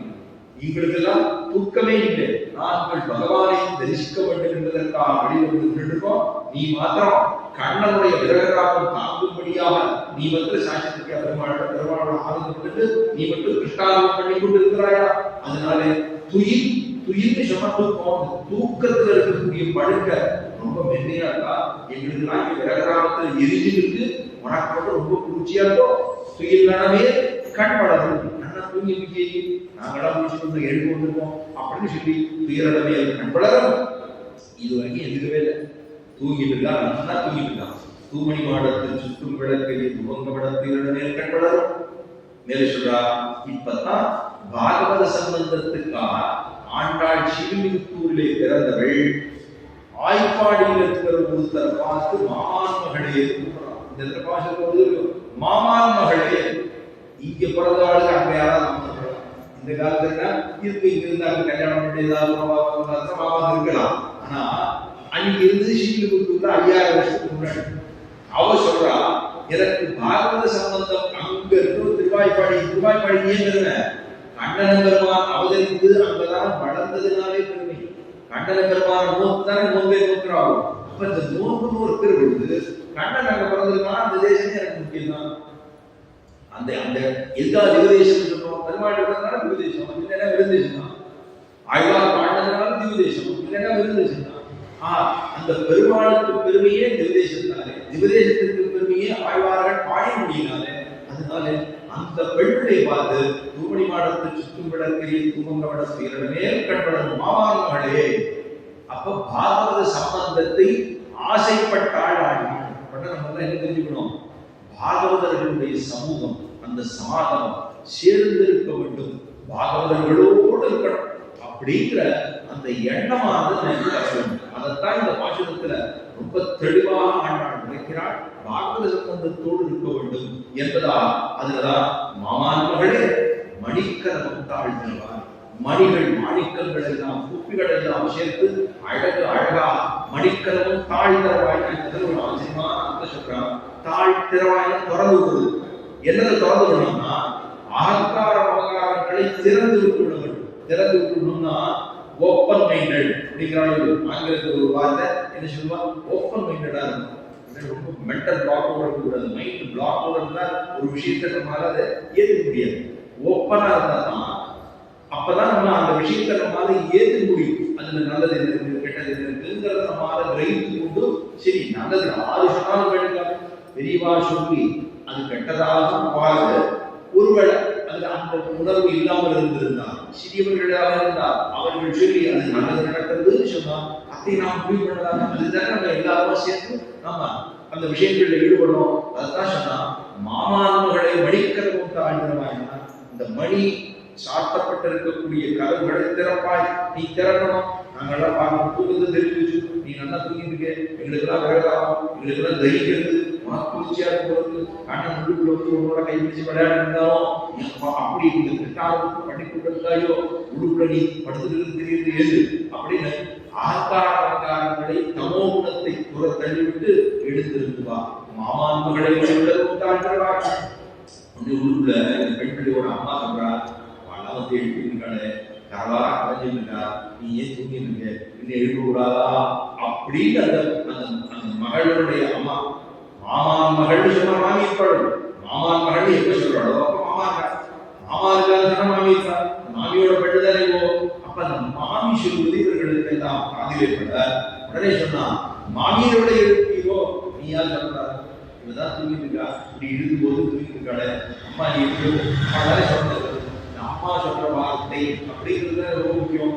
ஓப்பனால சொல்லுவார், அப்படி சொல்ற விதம் தனியா இருக்கும். அவர் எதாவது விட்டுக்கிட்டே எதாவது சொன்னார்னா அவன் எங்கேயாவது அப்படின்னா அம்மானா சக்கரை குழந்தை கொஞ்சம் பிடிச்சது கொடுத்து அவ்வளவு தாயா பண்ணி அப்பா ஒப்பம் பண்ணாய் பண்ணு நீதான் பண்ண கொஞ்சம் நல்லா அடுத்த பரீட்சை கொஞ்சம் மதிப்பெண்கள் அவன் சொல்லி சரியா போடும் அப்படின்னா இதே அப்பா அவங்க மனிதத்துக்கு வச்சு கொஞ்சம் ஆரம்பிச்சுக்குவார் அப்படின்னு சொல்லி தாயா பண்ணி அது ஒரு சரிப்படுத்துறோட இல்லையோ. அப்ப தாயார் என்பவள் தகப்பனாரிடத்திலும் சரியாக நடந்து கொண்டு பிள்ளையும் சரியாக பார்த்து கொண்டு இருவருக்கும் சுகமாக இருந்து கொள்கிறார்கள். இந்த இடத்துல சொல்றார் மணிக்கரம் தாழ்வாய் மாமியர்களை எழுப்புகிறோ, நீதான் சொல்ற அந்த பிள்ளைய தமோ குணத்தால் தூங்கிருக்கா எழுப்பு அப்படின்னு சொல்றா. மாமியர்களை எழுப்பியோ எழுப்பியோடா இப்பவும் எழுப்புறா எழுதுவில்லை. உடனே சொன்னா உண்மை கலந்தா உண்மையோ அன்னி செவிடோ அனந்தலோ ஏவப்பெருங்குடியில் மந்திரப்பட்டாளோ உண்மைகள்னா உண்மையோ.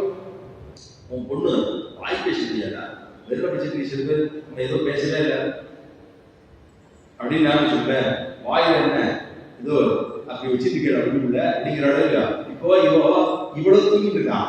தூங்குறவள் உண்மைகள் தான் உண்மையோ, உன் மகள் இவ்வளவு அவள் பேசுவாரா ஏன் தூங்கிட்டு இருக்காக்கோ உண்மைகள் தான் உண்மையோ மேலே உடனே விடல அது பதில் பண்ணேன் உடனே அஞ்சு செவிடோ காது படாத காதுலே இல்லையா உண்மை சக்தி கேட்கலையா. நாங்கள் வந்து கரவா கரைஞ்சிருக்கோமே இத்தனை பேர் 5 லட்சம் பெண்கள் ஒவ்வொருத்தராக இருந்து வீட்டு வாசல் முன்னாடி இருந்து உன்னை எழுப்பிட்டு இருக்கோம். நீ ஒண்ணுமே கொஞ்சம் கூட பதிலே சொல்லாம படுத்துட்டீங்க.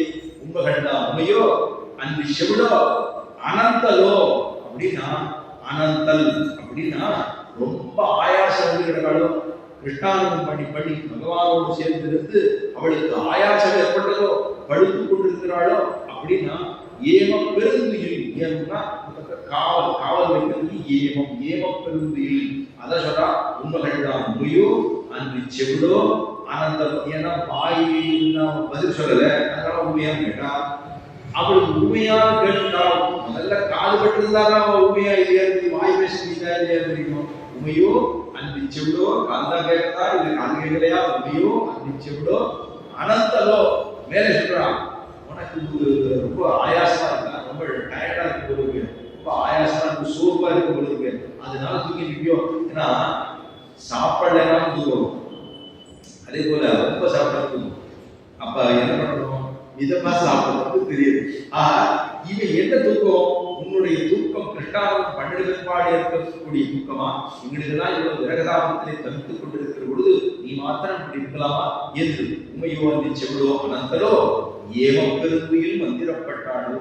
இந்த ஏம பெருந்துயில், பெருந்துயில் இது யார போல இருக்குன்னா தூங்குறதுக்குன்னே பிறந்தோம் அப்படிங்கிற மாதிரி சில தூங்குவாரு. இழுத்து போத்தி கொண்டு இத்தனை நாள் தூங்குறது அப்படின்னு ஒரு முடிவு, ஒரு பிரதிகையோட தூங்குவா சிலது. இப்ப ஏம பெருந்துயில் உனக்கு யாராவது காவல் வச்சுட்டாளா? காவல் ஏம பெருந்துயில் காவல் வைத்தார்களா? அல்லது உனக்கு ஏதாவது சொக்குடி போட்டாளா? அதான் ஏம பெருந்துயில் மந்திரப்பட்டாளோ. சொக்குடினா உனக்கு ஏதோ மருந்து தூக்கப்பட்டாளா? உன்ன இது தொந்தரப்படக்கூடாதுங்களா? ஏம பெருந்துயில் மந்திரப்பட்டாளோ. அதை எப்படி சொல்லணும்னா ஏம துயில்பட்டாளோ, ஏம பெருந்துயில் மந்திரப்பட்டாளோ. ரெண்டு விதமா வச்சு சொல்லணும்னு சொல்றான். உன்னை யாராவது காவல் வச்சுட்டாளா? இல்ல உனக்கு சொக்குடி போட்டாளா? ஏதாவது பிராந்தம் முடிச்சு போச்சா? அப்படியே உட்கார்ந்து பார்த்தா உண்மையை சொல்ல மாட்டா, இது கேட்டாலும் இதுவே சொல்ல மாட்டா. அப்ப அந்த மாதிரி ஆயிட்டியா என்று கேட்கிறான். உண்மைகள் தான் உண்மையோ நீ செவிடோ அனந்தரோ ஏம பெருந்துயில் மந்திரப்பட்டாளோ. மேலே சொல்றா, இதெல்லாம் சொல்றா கூட ஏற்றுக்கல. இவனுக்கு இப்போ ஒன்னே ஒன்று சொல்லியா, ஒன்னு இல்லை மூணு சொல்றோம், மூணு இல்லை 1000 சொல்லும். என்ன தெரியுமா சொல்றோம்? மாமாயன், மாதவன், வைகுந்தன் என்னன்னு இப்பதான் வருது இந்த இடத்துல. இந்த பாசுரத்தாலே பரப்பம், எம்பெருமானுக்கு இருக்கக்கூடிய பரப்பம், பரம் அப்படின்னு சொன்னா மேன்மை. இந்த பரமலம்னு சொல்றது சீமை கொடுத்த பரமலம்னு சொல்லுவோம். அதை பரம யோகம்னு சொல்லுவோம், பரம ஆகாசம்னு சொல்லுவோம், கலக்கா பெருநகரம் சொன்னேன். அது போல ஸ்ரீ வைகுண்டம் அப்படின்னா வைகுண்டம் என்பது அந்த இடத்துல கட்டங்களே இல்லாது இருக்கக்கூடிய அபகதாத்மத்வாதிகள் சொல்லுவாங்க. சொன்னேன் பனி, அதாவது பிணி, பசி, மூக்கு, மரணம், ஜரை இதெல்லாம் இல்லாமல் இருக்கக்கூடிய நேர கால தத்துவங்களே இல்லாதது. அபகதாத்மா விமுக்து விஜரா விசோகா விசிச்சா அபிபாசகா சத்தியகாமகா சத்தியசங்கல்பான்னு 8 விதமான கல்யாண குணங்கள் இங்கிருந்து அங்கே போய் சேர்ந்த பிற்பாடு முத்தனுக்கும் அந்த கல்யாண குணங்கள் பெருமானோடு சாமியம் ஏற்படும் அப்படி சொல்றேன். அபகத பாப்பா பாவம் தீண்டாது, அபகத பாப்பா விஜரா அவனுக்கு ஜரை ஏற்படாது, விசோகா மரணம் ஏற்படாது, சோகம் ஏற்படாது, தாகம் இல்லை, பசி இல்லை, தூக்கம் இல்லை, நேரம் இல்லை, சங்கல்ப மாத்திரத்திலே எல்லாவற்றையும் செய்து முடிக்கக்கூடிய சக்திகள் வரும். இதெல்லாம் எம்பெருமானுக்கு இருக்கக்கூடிய கல்யாண குணங்கள் 8 குணங்களுக்கு சாமி மேற்கொள்ளும். இதைத்தான் அபகதபாத்மாதிகள் சொல்லுவாங்க. அப்போ இவன் இந்த பெருமாளுடைய திருநாமத்தை சொல்லணுங்கிறதை இங்க சொல்றான். என்ன சொல்றான்? மேன்மைங்கிறது பரத்தம், நீர்மைங்கிறது சௌரபியம். மேன்மைனா உயர்ந்தது, நீர்மைனா எளிமையாக இருக்கக்கூடியது. அதுக்கப்புறம் பிராட்டியோடு கூட இருக்கக்கூடிய பெருமான், அதுதான் ஸ்ரீயப்பதிக்கம். ஸ்ரீ அப்படின்னு சொன்னா மாமாயன் ஆனந்தம் வைகுந்தன் நாமபலம் என்று சொன்னது. அவலைகளையும் பெண்களையும் தன்னுடைய உணர்ச்செழுத்தங்களாக எழுதிவிட்டவன் மாமாயன். சரி, மாதவன் ஸ்ரீயப்பதியாக இருக்கின்றபடினாலே அவனை மாதவன் என்று சொல்லுகின்றோம். மேலே சொன்னா வைகுந்தன், வைகுண்டத்திலே எழுந்துள்ளிருக்கிறபடினாலே வைகுண்டம். இப்ப மாமாயன் தான் அவலைகளை தன்னுடைய உணர்ச்செழுத்தங்களாலே எழுதி கொண்டவர். ஸ்ரீயப்பதிக்குன்னா அதுக்கு குருகுல வாசம் பண்ணினபடி ஸ்ரீயப்பதினா பிராட்டியோட தாயோட இருக்கக்கூடிய இடம். அதுக்கப்புறம் சௌரபியம். வைகுந்தன் என்று சொன்னால் மேன்மை என்று சொல்லப்படுகிற பரத்தம். பெருமானுக்கு மேன்மையும் உண்டு, அவனுக்கு நீர்மையும் உண்டு. மேன்மைனா உயர்ந்த தன்மை, நீர்மை சொன்னா எளிமை. மேன்மையையும் நீர்மையும் இருக்கக்கூடிய ஸ்ரீயப்பதிக்கம் இருக்கின்றபடினாலே அவனை மாதவனாக இருக்கின்றபடினாலே மாமாயன், அவன் மாதவனாக இருக்கின்றபடினாலே வைகுந்தன்.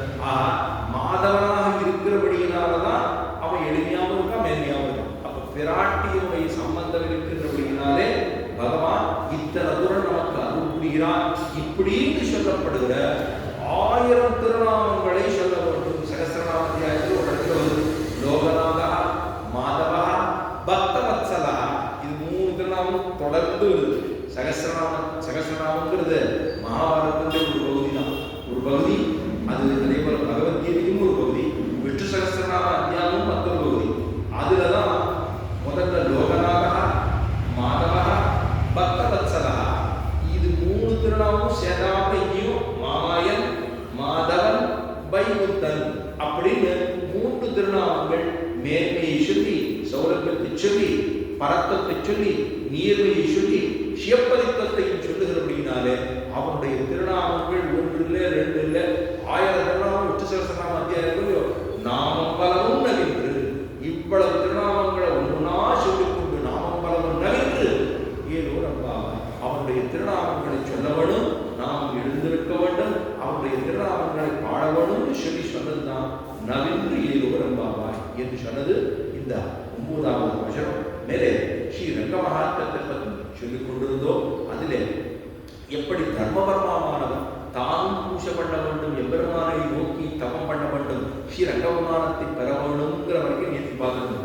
இன்றைய தினம் அதற்கு மேலே இதெல்லாம் சொல்லப்பட்டது 7வது அத்தியாயம், அதாவது தசாத்தியாயின்னு சொல்லப்படுகிற அவ்விடத்திலே 7வது அத்தியாயத்தில், அதாவது 8வது அத்தியாயத்தில் சொல்லப்படுது தர்மபர்மா பகவானுடைய ஸ்வயம்பத்த ஸ்தானமாக உள்ள ஸ்ரீமத் ரங்கத்தை தன்னுடைய புண்ணிய கர்மங்களால் கொண்டு வர விரும்புகிறேன் அப்படின்னு சொன்னபோது பிரம்மா போலவும் இக்ஷ்வாகு போலவும் லோகக்ஷேமத்துக்காக நான் இப்படி ரங்கபெருமான விஷயமாக எத்தனைக்கிறேன், இதுக்காக நான் தவம் பண்ண போறேன்னு சொன்னபோதுதான் பிரம்மா வேண்டாம்டா, உமக்காக இந்த இடத்திலே நாம் வருவோம், இங்கிருந்து வடக்கே புரோஷ தூரத்தில் உன்னுடைய புராதன நகரம் பாழாய் கிடக்கிறது, அவனுடைய அதாவது தர்மபர்மாவுடைய ஒரு நகரம் இருக்கு, அங்க போய் முன்பு ஒரு நாள் அந்த மன்மதனை எரித்துவிட்டு அதை சிவபெருமான் எரித்து விட்டான்.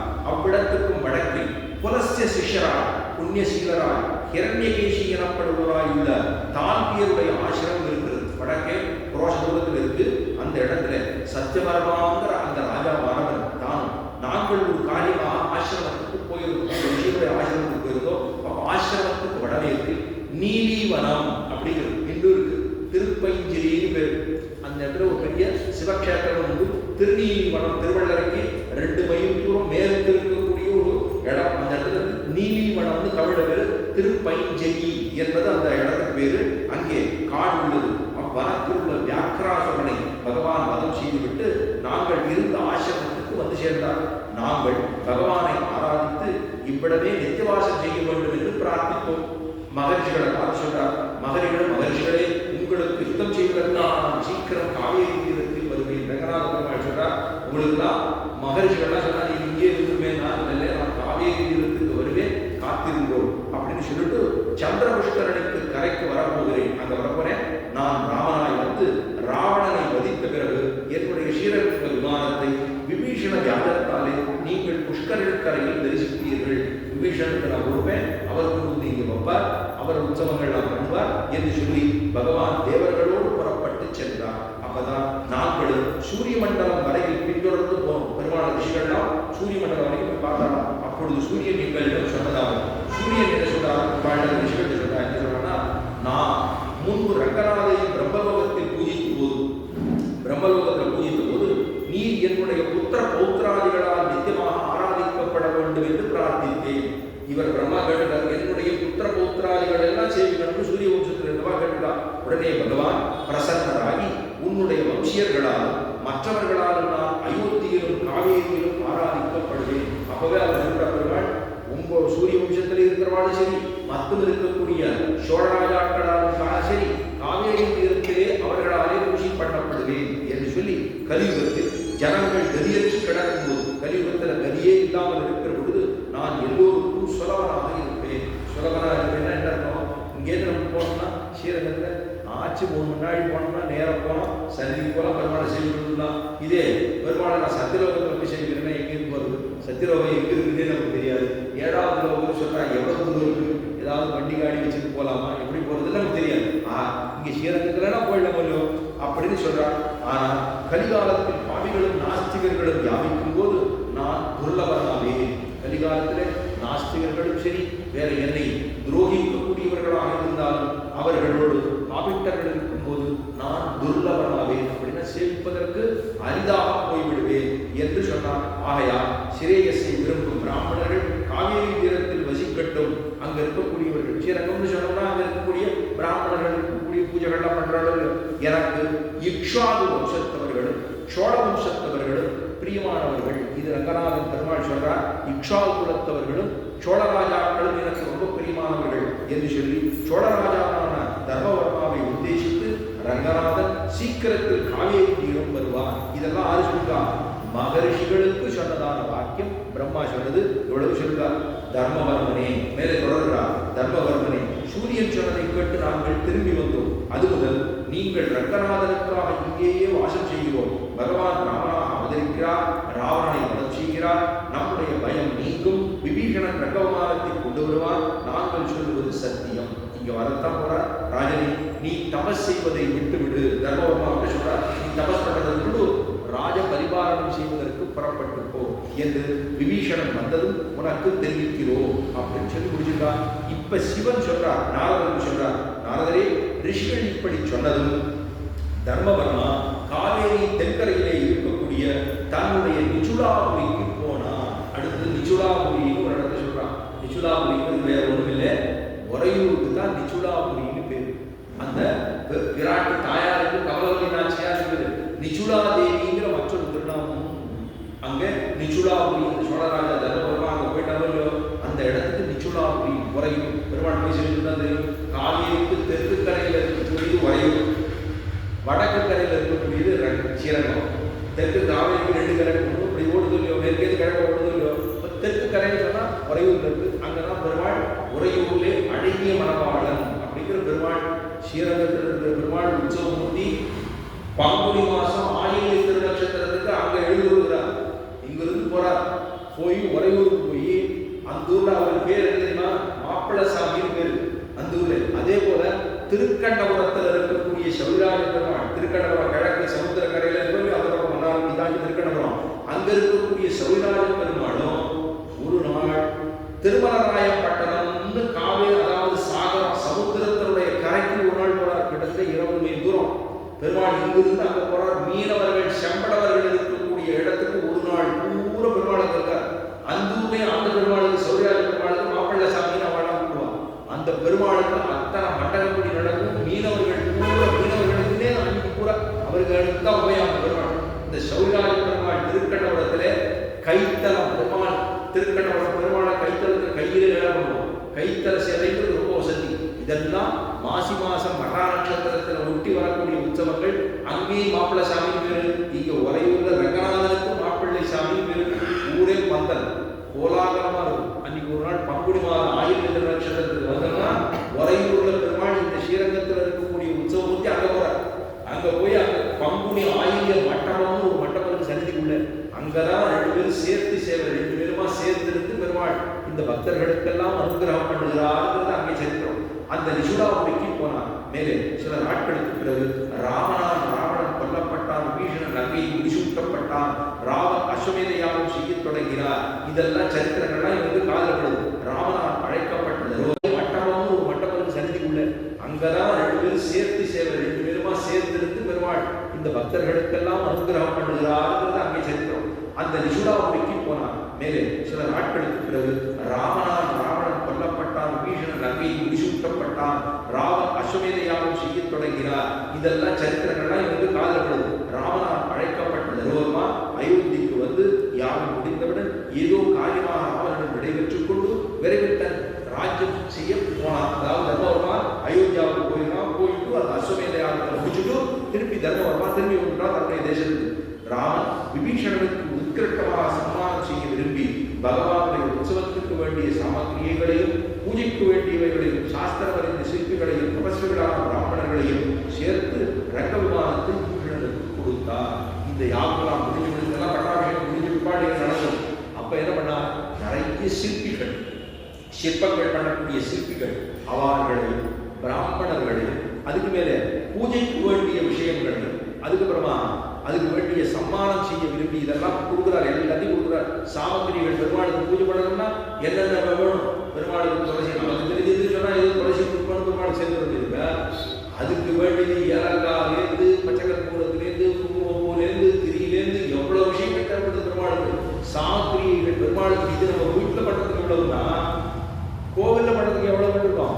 அத்தனை சாமான்களையும் எல்லாவற்றையும் தயார் செய்து இன்னென்ன பூஜைகளை பண்ணணுங்கிறத எல்லாவற்றையும் சொல்லி இந்த பிராமணர்களையும் சேர்ப்பித்து சிற்பிகளை கொடுத்து எல்லாவற்றையும் அந்த பெருமாள் ஸ்ரீரங்கமா அந்த விபீஷணனுக்கு கையில் கொடுக்குறார். இதா வச்சுக்கோ அப்படின்னு கொடுக்குறார்.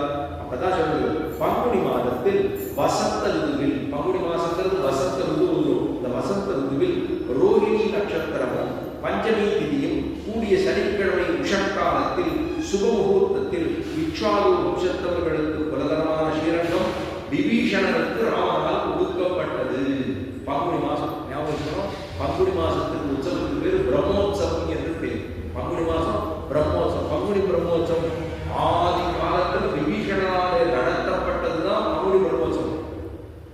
அதைத்தான் சொன்னா ஒரு பங்குனி மாதத்திலே வசந்த ருதுவிலே ரோகிணி நட்சத்திரத்திலே ஒரு சனிக்கிழமையிலே ஒரு பஞ்சமி திதியிலே இந்த இக்ஷ்வாகுலத்தில் இருக்கக்கூடிய தனம் நம்ம வீட்டு பெருமாள் ஆரம்பம் கொடுக்குமா? நம்ம எல்லாம் நம்ம வீட்டு பெருமாள் நம்ம பூஜை பண்ணலாம் பண்ண மாட்டேங்க.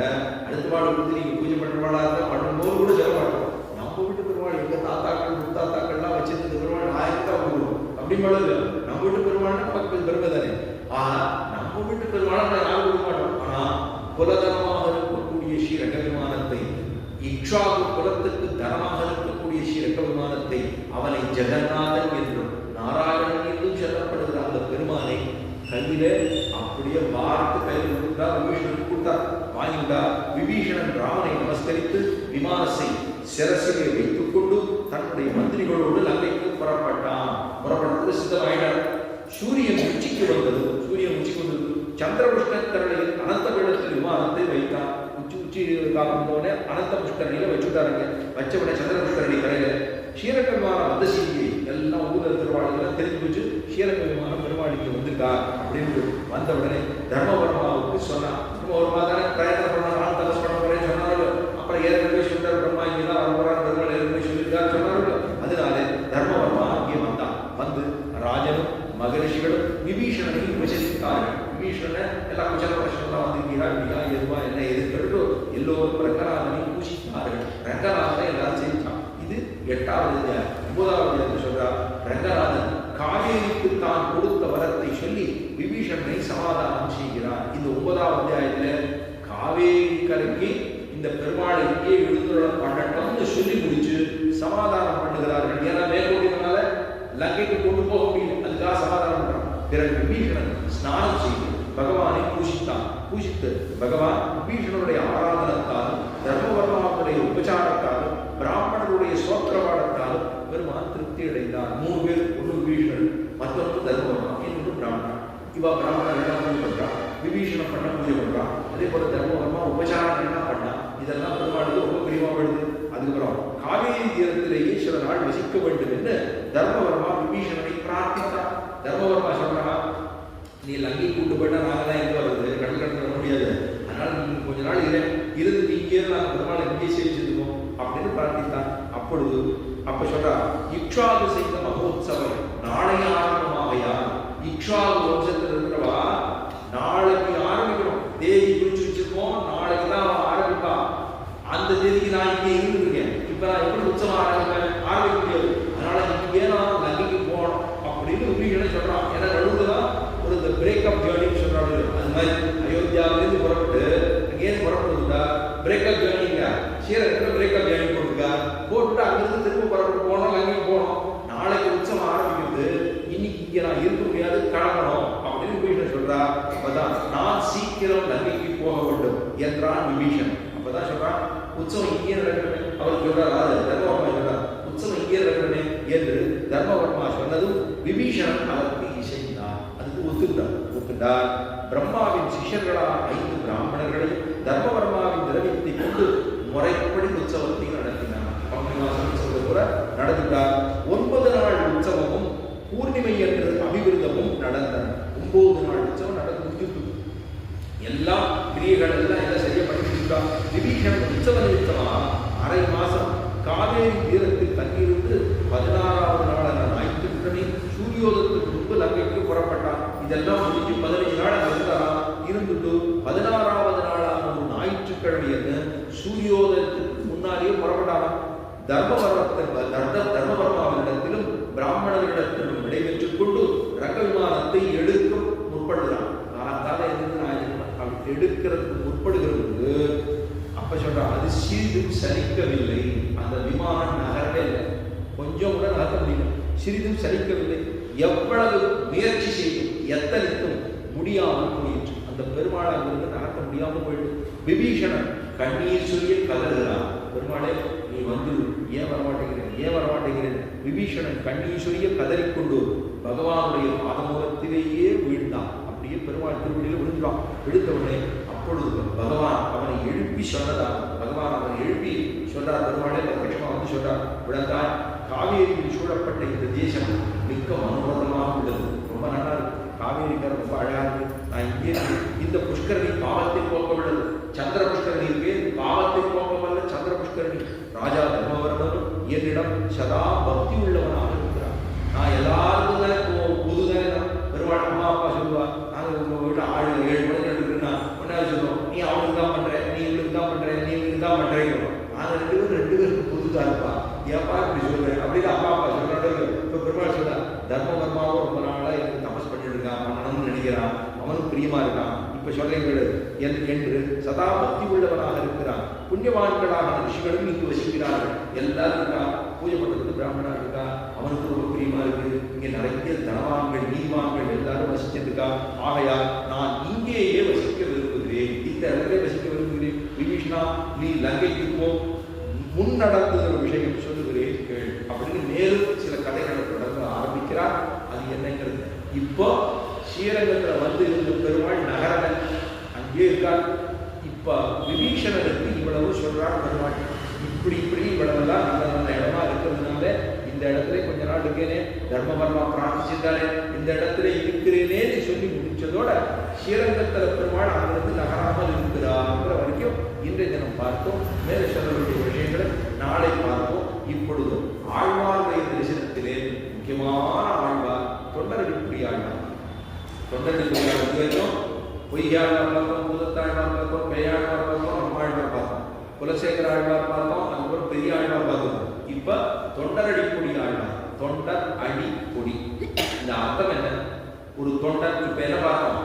பாகவதர்கள் நமக்கு உத்தேசர்கள் தான் இந்த பாஷத்தை பார்த்தோம். மாமான் மகளே அப்படின்னா, மாமான் மகள் அப்படின்னு சொன்னா எங்கேயோ இருக்கக்கூடிய ஆய்வாடியில் இருக்கக்கூடிய ஒருத்தியை எனக்கு பந்துக்கள், எனக்கு ஆத்ம பந்துக்கள்னு சொல்லிக்கிறான் ஆண்டாள். அதான் பார்த்தோம். ராமானுஜரும் தான் பெரும்புதூர் மாவுனிக்கு பின்னாழ்வாடியேங்கிறத பார்த்தோம். கூடத்தாழ்வார் ராமானுஜருடைய தேக சம்பந்தம் சரீர சம்பந்தம் நமக்கு இல்லையேங்கிற வருத்தத்தை பார்க்கணும். இப்போ தொண்டரடிப்புடி ஆழ்வாருக்கு என்ன பெருமைன்னா, அவருடைய பேரு இயற்பெயர் விப்ரநாராயணர் அப்படிங்கிறது. விப்ரநாராயணன் தான் பேரு. ஆனா அவர் பேரு, அந்த பேருக்கு வெளியே வர என்ன சொல்லியிருக்காங்க? தொண்டர் அடி பொடி. தொண்டர்கள் பக்தர்கள், அடி அவர்களுடைய திருவடி. தொண்டர்கள் ஒரு தொண்டர் எடுத்து வச்சுக்கோ, அந்த தொண்டருக்கு அவருடைய திருவடி இருக்கும். திருவடிக்கு கீழே மண் இருக்கும். அந்த மண்ணில் நிறைய மணல்கள் இருக்கும். அந்த மணல்கள் ஒரு துளி மணலா. இதுதான் இந்த ஆழ்வார். அவர் பேரே சொல்லி தொண்டரடி பொடியாக இருக்க வேண்டும். பாசுரத்திலுமே அவர் தான் பலவே சொன்னது. ஆழ்வார் பாசுரங்கள்ல சில ஆழ்வார் திருமங்கை ஆழ்வார் இருக்கிறோம், நம்ம ஆழ்வார் இருக்கிறோம், இவெல்லாம் என்ன சொல்லுவா? பலம் சொல்லுவார். இந்த பாசுரத்தை சொன்னா இந்த பலம் மட்டும் சொல்லுவார். ஆனா இவர் எதையுமே பலமே சொல்லல. என்ன சொல்றாருன்னா, நான் சொன்ன பாசுரங்கள் பெருமாளே உனக்கு இனிமையாக இருந்தால் பரவாயில்லை அப்படின்னு சொல்லியிருக்கார். அவ்வளவு உயர்ந்தவர். எங்கிருந்தார்னா திருவண்ணாமலை, உயர்ந்த விபதேசம். சோழ நாட்டில் இருக்கக்கூடிய கும்பகோணம் சுவாமிமலைக்கு அருகாமையில் இருக்கக்கூடிய ஒரு இடம். அதுதான் திருவண்ணாமலை. பெரிய விற்பனர்கள், வேத விற்பனர்கள், பிராமணர்கள், பெரிய விற்பனர்கள், வேத விற்பனர்கள், பிராமணர்கள், எத்தனையோ ராஜாக்கள், அவ்வளவு நீதி சாஸ்திரங்கள் அறிந்தவர்கள், அவ்வளவு பேரும் அந்த ஊரில் வாழ்ந்திருந்திருக்கா திருவண்ணாமலையிலே. அந்த திருவண்ணாமலையிலே ஒரு பிராமணர் வசித்து வந்தார். அவருக்கு புத்திரப்பேர் இல்லாமல் இருந்தது. அந்த புத்திரப்பேர் இல்லைங்கிறதுனால ரொம்ப நாள் இருந்தார். மேலக்கோட்டை திருநாராயணபுரத்துக்கு போனார். மேலக்கோட்டை இது கொஞ்சம் மண்டியாபுரத்தில் மேலக்கோட்டை திருநாராயணபுரம் பேர். சம்பிரதாயத்தில் ரொம்ப உயர்ந்ததான இடம். அந்த பெருமாளுக்கு ராமப்பிரியன், செல்வநாராயணன், மூலமூர்த்திக்கு செல்வநாராயண சுவாமி பேர், உற்சவமூர்த்திக்கு ராமப்பிரியன் அப்படின்னு பேர். அந்த இடத்துல ராமானுஜன் 12 ஆண்டு காலம் வாழ்ந்திருந்தார். திருவரங்கத்தில் வாழ முடியாமல் சில கட்டங்கள்லாம் ஏற்பட்டது. அந்த நேரத்திலே அங்கிருந்து அவர் நேர மேலக்கோட்டைக்கு போய் அங்க ஒரு 12 வருஷம் இருந்து இந்த பெருமாளை பிரதிஷ்டாபம், மேலக்கோட்டை பெருமாள் இவருடைய கனவிலே போச்சு. அந்த எதுகிங்கிற மலையில உள்ளுக்குள்ள புதைந்து கிடக்கிறோம், என்ன உத்தரணம் பண்ணும் என்று சொல்ல அங்க கிராமத்து மக்களை எல்லாம் மேலே கூட்டிக் கொண்டு சென்று அங்க போய் அந்த பெருமாளை உத்தரணம் பண்ணி கீழேந்து மண்ணை தொட்டி ஒரு துளசி மனத்திற்கு கீழே இருந்தால் அந்த பெருமாள் அந்த மூலமூர்த்தி அவரை உத்தரணம் பண்ணி கொண்டு வந்து அங்க பெருமாளுக்கு பிரதிஷ்டாபனம் பண்ணி பூஜை எல்லாம் பண்ணி அந்த பிராமணர்கள் ஸ்ரீரங்கத்திலேயே கொண்டு போய் அவங்க எல்லாரையும் வச்சு இன்றளவும் ஸ்ரீரங்கத்திலிருந்து போன சீமைத்தவர்கள் எல்லாம் அங்க பெருமாளுக்கு பூஜை பண்ணி கொண்டு இருக்கிறார்கள். அந்த மேல கொண்ட பேர் திருநாராயணத்துக்கு அதுக்கப்புறம் ராமானுஜன் ஸ்ரீரங்கத்துக்கு வந்து சேர்ந்தாங்க சரித்திரம். இப்போ அந்த மேலப்பட்ட திருநாராயணன் வந்து இந்த பிராமணர் இங்கே திருவண்ணாமலையிலிருந்து போனார். போய் அங்க போய் பெருமாள்கிட்ட பிரார்த்தித்தார். கல்யாணி புஷ்கரணி பேர் அந்த இடத்துல இருக்கக்கூடிய புஷ்கரணிக்கு கல்யாணி புஷ்கரணி பேர். அங்க போய் தீர்த்தமாடி விட்டு பகவானை சேவித்து அங்க புத்திரவாக்கியத்தை பிரார்த்தித்து நின்றார். அதுக்கப்புறம் கொஞ்ச நாள்லே திருவதாரம் பண்ணினார். தொண்டரடிக்குடியாழ்வார் அந்த குழந்தை பிறந்தது மார்கழி மாதம் கேட்டை நட்சத்திரத்திலே அவதாரம் பண்ணார். முடிஞ்சு போச்சு, அது ஒரு முடிஞ்சு போச்சு. மார்கழி மாதம் கேட்டை நட்சத்திரத்திலே அவதாரம் பண்ணினவர் தொண்டரடிக்குடியாழ்வார். இந்த மார்கழி மாசத்துக்கு இன்னும் பெருமைன்னா தொண்டரடிக்குடியாழ்வார் அவதாரம் பண்ணதும் இதே மாசத்துல தான். அவர் யாருடைய அம்சம்னா பெருமாளுடைய வனமாலை வைஜெயந்தின்னு சொல்லப்படுகிற வனமாலை, பெருமாளுடைய வனமாலை வைஜெயந்தி சொல்லுவோம். வைஜெயந்தி பேர் இருந்தால் வனமாலை வைஜெயந்தி, வனமாலை பெருமாள் சாந்தி கொடுக்கக்கூடிய மாலைக்கு வனமாலை என்று பேர். அதுக்கு தான் வனமாலை வைஜெயந்தினே பேர் ரூபா. அந்த வனமாலை வைஜெயந்தியினுடைய அம்சமாக பிறந்தவர் தான் தொண்டரடிக்குடியாழ்வார். அந்த தொண்டரடிக்குடியாழ்வார் திருவண்ணாமலையிலே இருந்தார். அதுக்கப்புறமா அங்கிருந்து திருவரங்கத்துக்கு வந்தார். திருவரங்கத்துக்கு வந்து ஒரு தோட்டம் புஷ்பத்துல தோட்டம் அமைத்து நிறைய வேத சாஸ்திரங்களை எல்லாம் படிச்சுட்டு அதுக்கப்புறம் பெருமாளுக்கு கைகறி பண்ணா புஷ்பம் ரொம்ப பிடிச்சது. பெருமாளுக்கு புஷ்பங்கள், பூ, எல்லா மலர்கள், செண்பக மல்லிகையோடு செங்கண்ணீர் இருவாட்சி என்பவர் பூங்குணர்ந்து இங்குவை சுட்டவாவென்று அத்தனை 8 விதமான புஷ்பங்களை எல்லாம் பகவானுக்கு சமர்ப்பிக்க வேண்டும் அப்படின்னு சொல்லப்பட்டது. அந்த புஷ்பங்களை எல்லாம் தோட்டத்திலே அமைத்து அங்க கைகறி பண்ணி கொண்டு வந்தார் தொண்டரடிக்குடியாழ்வார். இன்னைக்கு தோட்டம் தொண்டரடிக்குடியாழ்வார் தோட்டம் இருக்கு, அங்கதான் பண்ணிருந்தார்.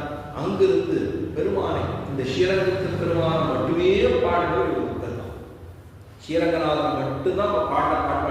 இந்த ஸ்ரீரங்கத்தில் இருக்கக்கூடிய பெருமாளுக்கு என்ன பெருமைன்னா 10 ஆழ்வார்களாலே பாடப்பெற்றவர்கள் பெருமை இருக்கு.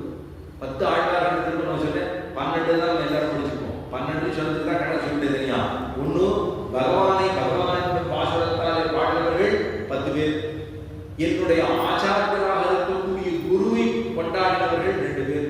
ஒன்னு மதுரகவியாழ்வார், ஒன்னு ஆண்டாள். இதான் தனி. மிச்சம் 10 பேர் பகவானையே கொண்டாடினவர்கள் அவர்கள். அதனாலதான் 10 சொல்லிருக்கேன். இந்த 10 ஆழ்வார்களும் பாடின ஸ்தலம் எதுன்னா ஸ்ரீரங்கம் மட்டும்தான். 10 ஆழ்வார்கள் பாடுபாடுகிறார்.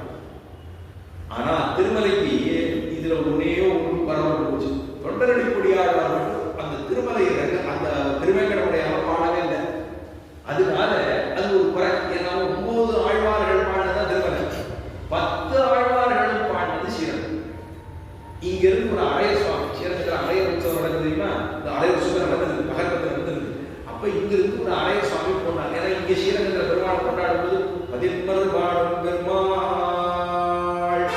இந்த பெருமாளுக்கு கொண்டாடும் தாளம் போட்டுட்டே பாடுவாங்க. பதின்மர் பாடும் பெருமாள் கஸ்தூரி ராம அழகிய பெருமாள், பதின்மர் பாடும் பெருமாள் முன்னழகியும் பின்னழகிய பெருமாள் அப்படின்னு கொண்டாட்டம் பாடுவாங்க. பெருமாளுக்கு முன்னழக காட்டும் பின்னழகு ரொம்ப நல்லா இருக்கும். பின்னழகு பெருமாள் பிரதட்சணமா வந்து சேர்க்கிறோம். முன்னழகிலும் பின்னழகிய பெருமாள், கஸ்தூரி ராம அழகிய பெருமாள். பெருமாள் திருவண்ணாமலை கஸ்தூரி திலகம் பண்றவர், அவருக்கு கஸ்தூரி ரங்கன்னு பேரு பெருமாள். அப்ப இதெல்லாம் அவருக்கு கொண்டாட்டம். பதின்மர் பாடும் பெருமாள் அப்படின்னு அவருக்கு ஒரு பெருமை தான். 10 ஆழ்வார்கள் பாடியிருக்காங்க, பெருமை தான். அங்க இந்த அரையர் சுவாமி திருமலைக்கு போனார்.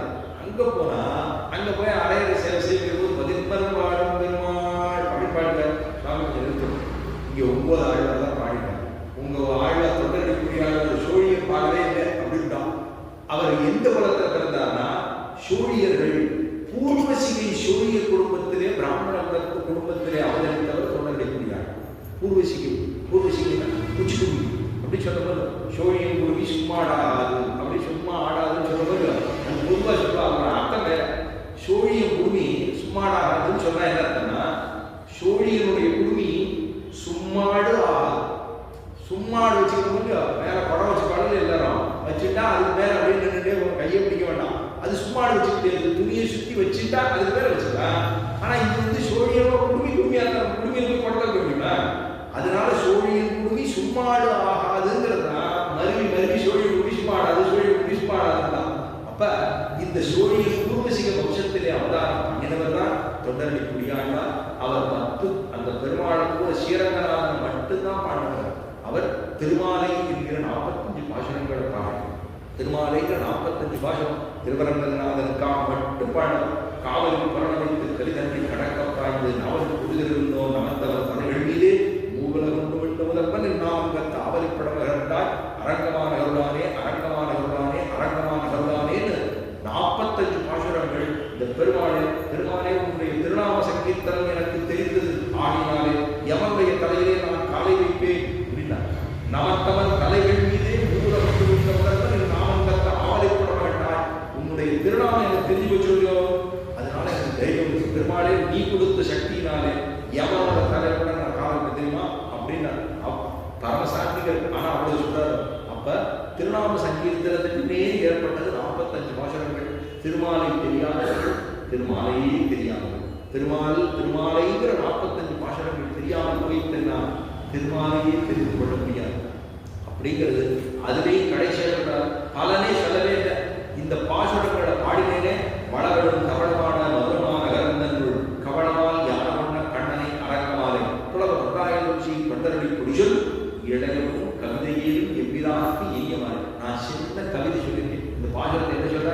கண்ணனை அரங்கமாலை, கண்ணனை அரங்கமாலை வளரும் கவளமான மதுரமான கரந்தன். மதுரைக்கு பட்டணத்துக்கு கண்ணன் போனாங்க, போய் ஒரே படத்து முடிச்சாரு. கவளமால் யானை கொன்ன கண்ணன், கண்ணன் சொல்லிட்டு அரங்கமாலை. அப்ப பெரிய பெருமாள் திருவரங்கத்தை சகித்துக் கொண்டிருக்கக்கூடிய அரங்கநாதன் இருக்கானே, ரங்கநாதன் யாருக்கானே, அவன் பேரானந்த கண்ணன். கண்ணனே அரங்கமாலை, கண்ணனை அரங்கமாலை தொடர தொண்டாயிரச்சி தொண்டரடி புடிச்சொல்.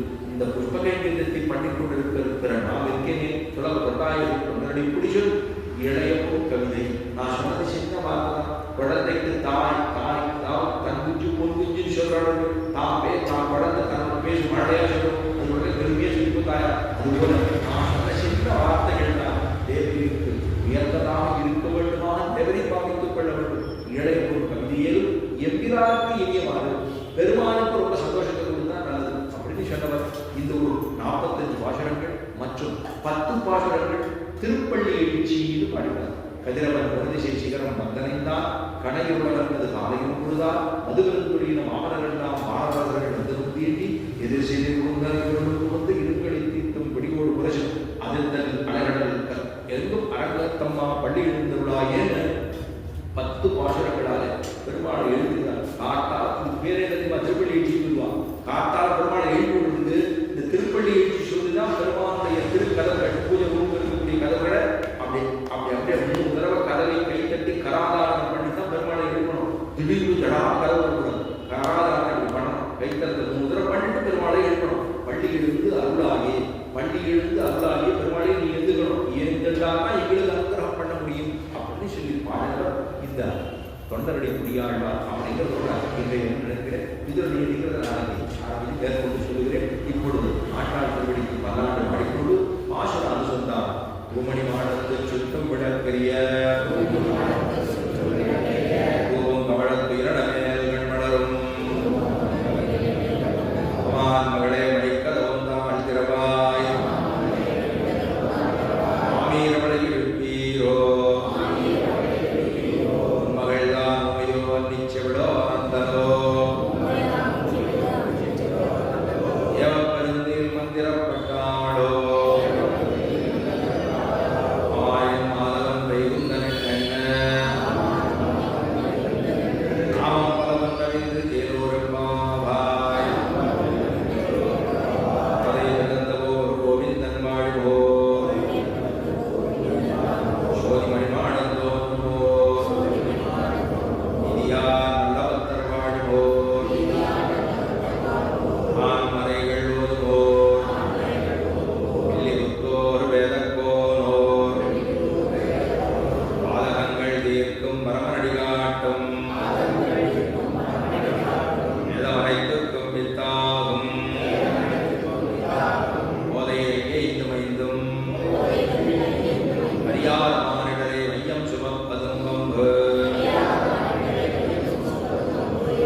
இருக்கக்கூடிய